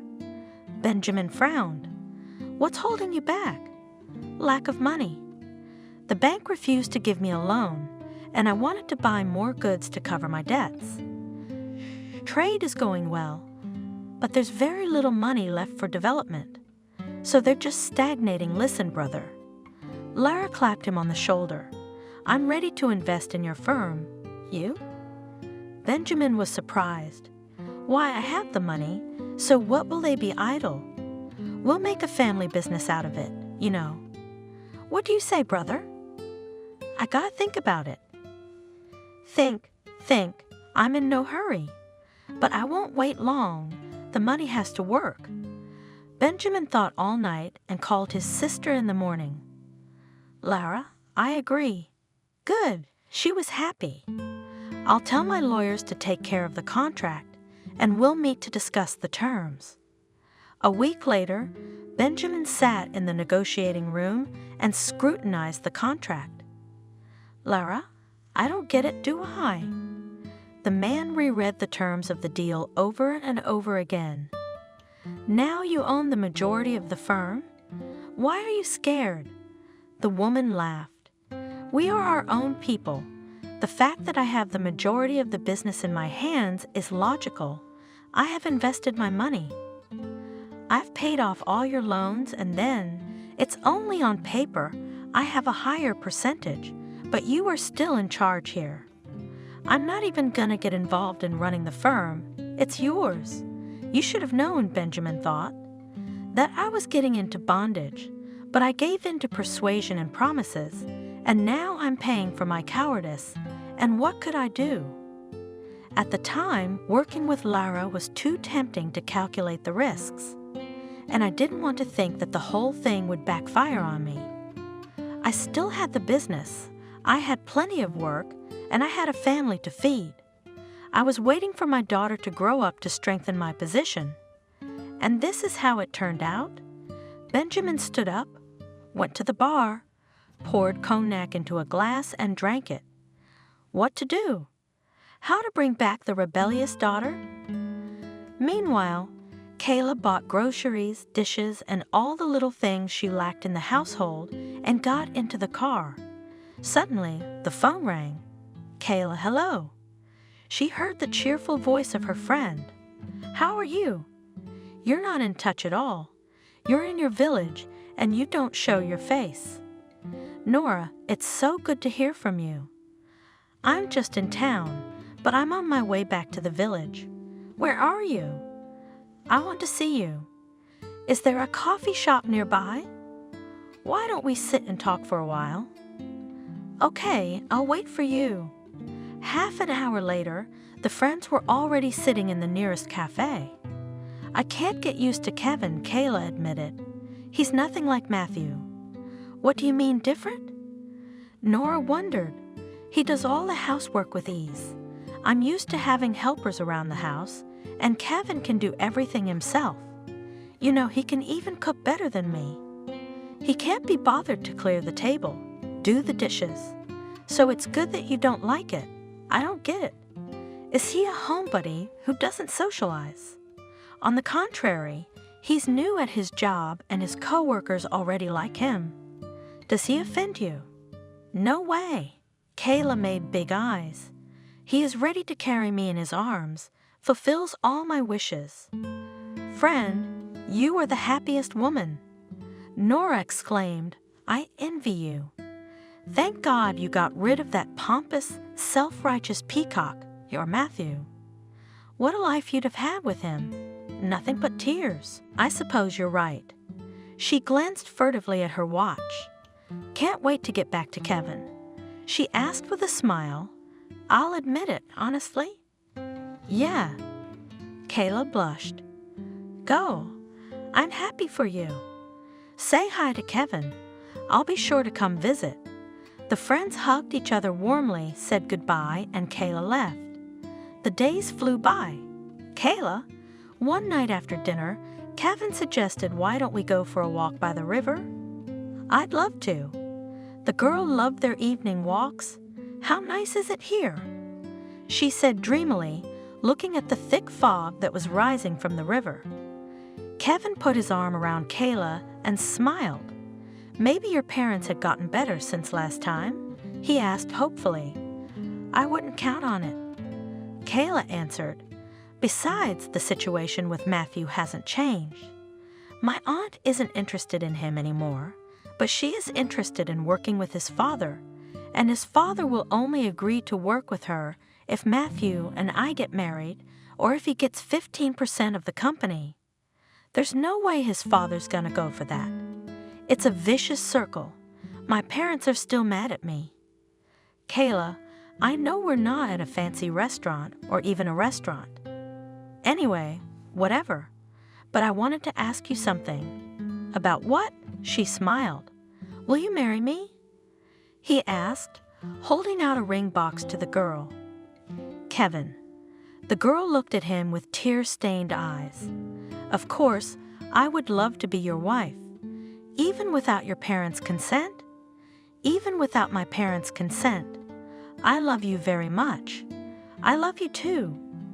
Kevin put his arms around her and kissed her hard. One day Kayla saw a strange car in the window that stopped in front of their house. Who was it? The girl wondered. The car is unfamiliar. Kevin did not warn her that we would have guests. To her horror, Matthew got out of the car. He looked around the house condescendingly and headed for the gate. Why did you come here? Kayla stepped out onto the porch and folded her arms across her chest, signaling that this guest was not welcome. How'd you find us? Jesus, Kayla! What's with the manners? You've only lived here for a short time, and you've forgotten how to behave? Guests should be made welcome. As far as I know, that's how it's done in the village. Give me a hug. At least pretend you're happy to see me. You're not welcome, and it's better if you leave now. I beg you, don't pretend that you're not glad to see me. Let me come into the house. We're not going to talk in the street. I don't want the neighbors to witness our conversation. I don't have time to receive uninvited guests. Tell me what you want here and leave. Don't give yourself any illusions. No one was expecting you here. I don't recognize my fiancé. I'm not your fiancé. Fie, Kayla. Country life is not good for you. Quite the opposite. I've learned to see through liars and traitors, and this is one of them, and I've lost the rose-colored glasses you can't put back on my eyes. Oh, come on, swaggered the young man, easily pushing her aside and walking into the house. Stop resenting what was, what is past. We are not strangers. Parents are friends. We are almost relatives. We have a lot in common, and if it were not for an unfortunate oversight, long ago would have become husband and wife, and all would be happy. And you have nothing here. He looked around. It's cozy. I didn't expect it. Although the house is a bit small, of course. Do you really want to live like this? Have you satisfied your curiosity? Now get out. You've become so rude, and I came for you. Honestly, I thought you'd come running to me first. I was wrong. I didn't realize that my gentle, calm, modest pride has a temper. Did you show it? I understood and realized everything and even came to apologize. Tell me you forgive me. Well, come to me. I missed you. He tried to hug her and kissed her. Kayla pushed him away. I see you still don't get it. Kayla looked contemptuously at her ex-fiancé. Did you really drive all the way out here and expect me to turn to you for a hug? How presumptuous are you, you scoundrel? I have too much self-respect to forgive treason. I really loved you. How blind was I? I believed that Dad would do the right thing, but no one even mentioned love. Don't you have any dignity at all if you agreed to marry a girl you don't love? Don't you care who you marry? Why do you let your father decide who you marry? Who am I talking to? She grinned sadly. All you care about is profit. If necessary, you'll marry a bald devil to please your father for fear of losing money. Honey, you're out of your mind. Matthew tried to change her mind. Of course I love you now. Otherwise, I would never have agreed to this marriage. You're wrong. Don't accuse me of all the deadly sins. You make me sound like a monster. Yes, I have faults. I'm ready to admit it. But I will improve. Just come with me. Believe me, I really loved you. Remember how good we were together? Loved you and cheated on your wedding day. What kind of love is that? You're wasting your time trying to convince me to come back. At least have some dignity. Honey, we've played enough games. Yes, I was wrong, but you've already punished me, gotten back at me with Kevin. He smirked. I'm not gonna make a jealous scene. Stop pouting. You get ugly when you're angry. I love you. He tried to kiss her again. Kayla pushed Matthew away and slapped him hard. At that moment, the door opened and Kevin walked in. What's going on in here? I see we have company. Kevin furrowed his eyebrows, eyeing his buddy warily. You're just in time. The girl was pleased. I've been telling Matthew that you proposed to me, and we're getting married in a couple of days, and we don't have time for guests. What wedding? What about us? Stunned Matthew. There is no we. Get out. Kayla cut him off. How many times do I have to tell you? I want to forget everything. You have no idea how hard it was for me to erase the image of you and Lara in my parents' bedroom. But I did it. You can't just send me away like that. It's our wedding. No one's canceling anything. You have to come home. Your parents are waiting for you. It's not my problem. Kayla said firmly, my home is here. I'm not marrying you anyway, and I don't care about your business. You can tell everyone concerned. I will not allow myself to be made a pawn so that you betting on me can win a lucrative game and my parents will someday realize that love is more precious than anything else in the world. You've ruined everything. yelled Matthew in despair. "Running around with your love, who needs it? Do you really like living here? Slaving from dawn to dusk and from paycheck to paycheck. What can it get you, Kevin? I can give you everything. What does he have that I don't? He knows how to be faithful." Kayla answered calmly, "I'm not coming back to you. You're going to wish you'd come with me." Matthew looked angrily first at Kayla, then at Kevin. "A year from now, you'll be sick of this life, and you'll want to come back, but it'll be too late, and then I'll watch you beg and plead to be taken back. I'm sorry for you, Matthew," the girl said sympathetically. The young man turned around, kicked his foot in the door, went outside, got into his car, and a minute later, only the dust from the wheels of the car reminded him of the unpleasant meeting. "I'm sorry you had to listen to the nonsense Matthew was talking." Kayla walked over and gave Kevin a hug. "I have a proposition." "What is it?" Kevin hesitated and said, "Let's get ready for the wedding." Kayla laughed merrily, clung to him even tighter. "I'm the luckiest woman in the world." Kevin leaned down to place a long, loving kiss on her lips.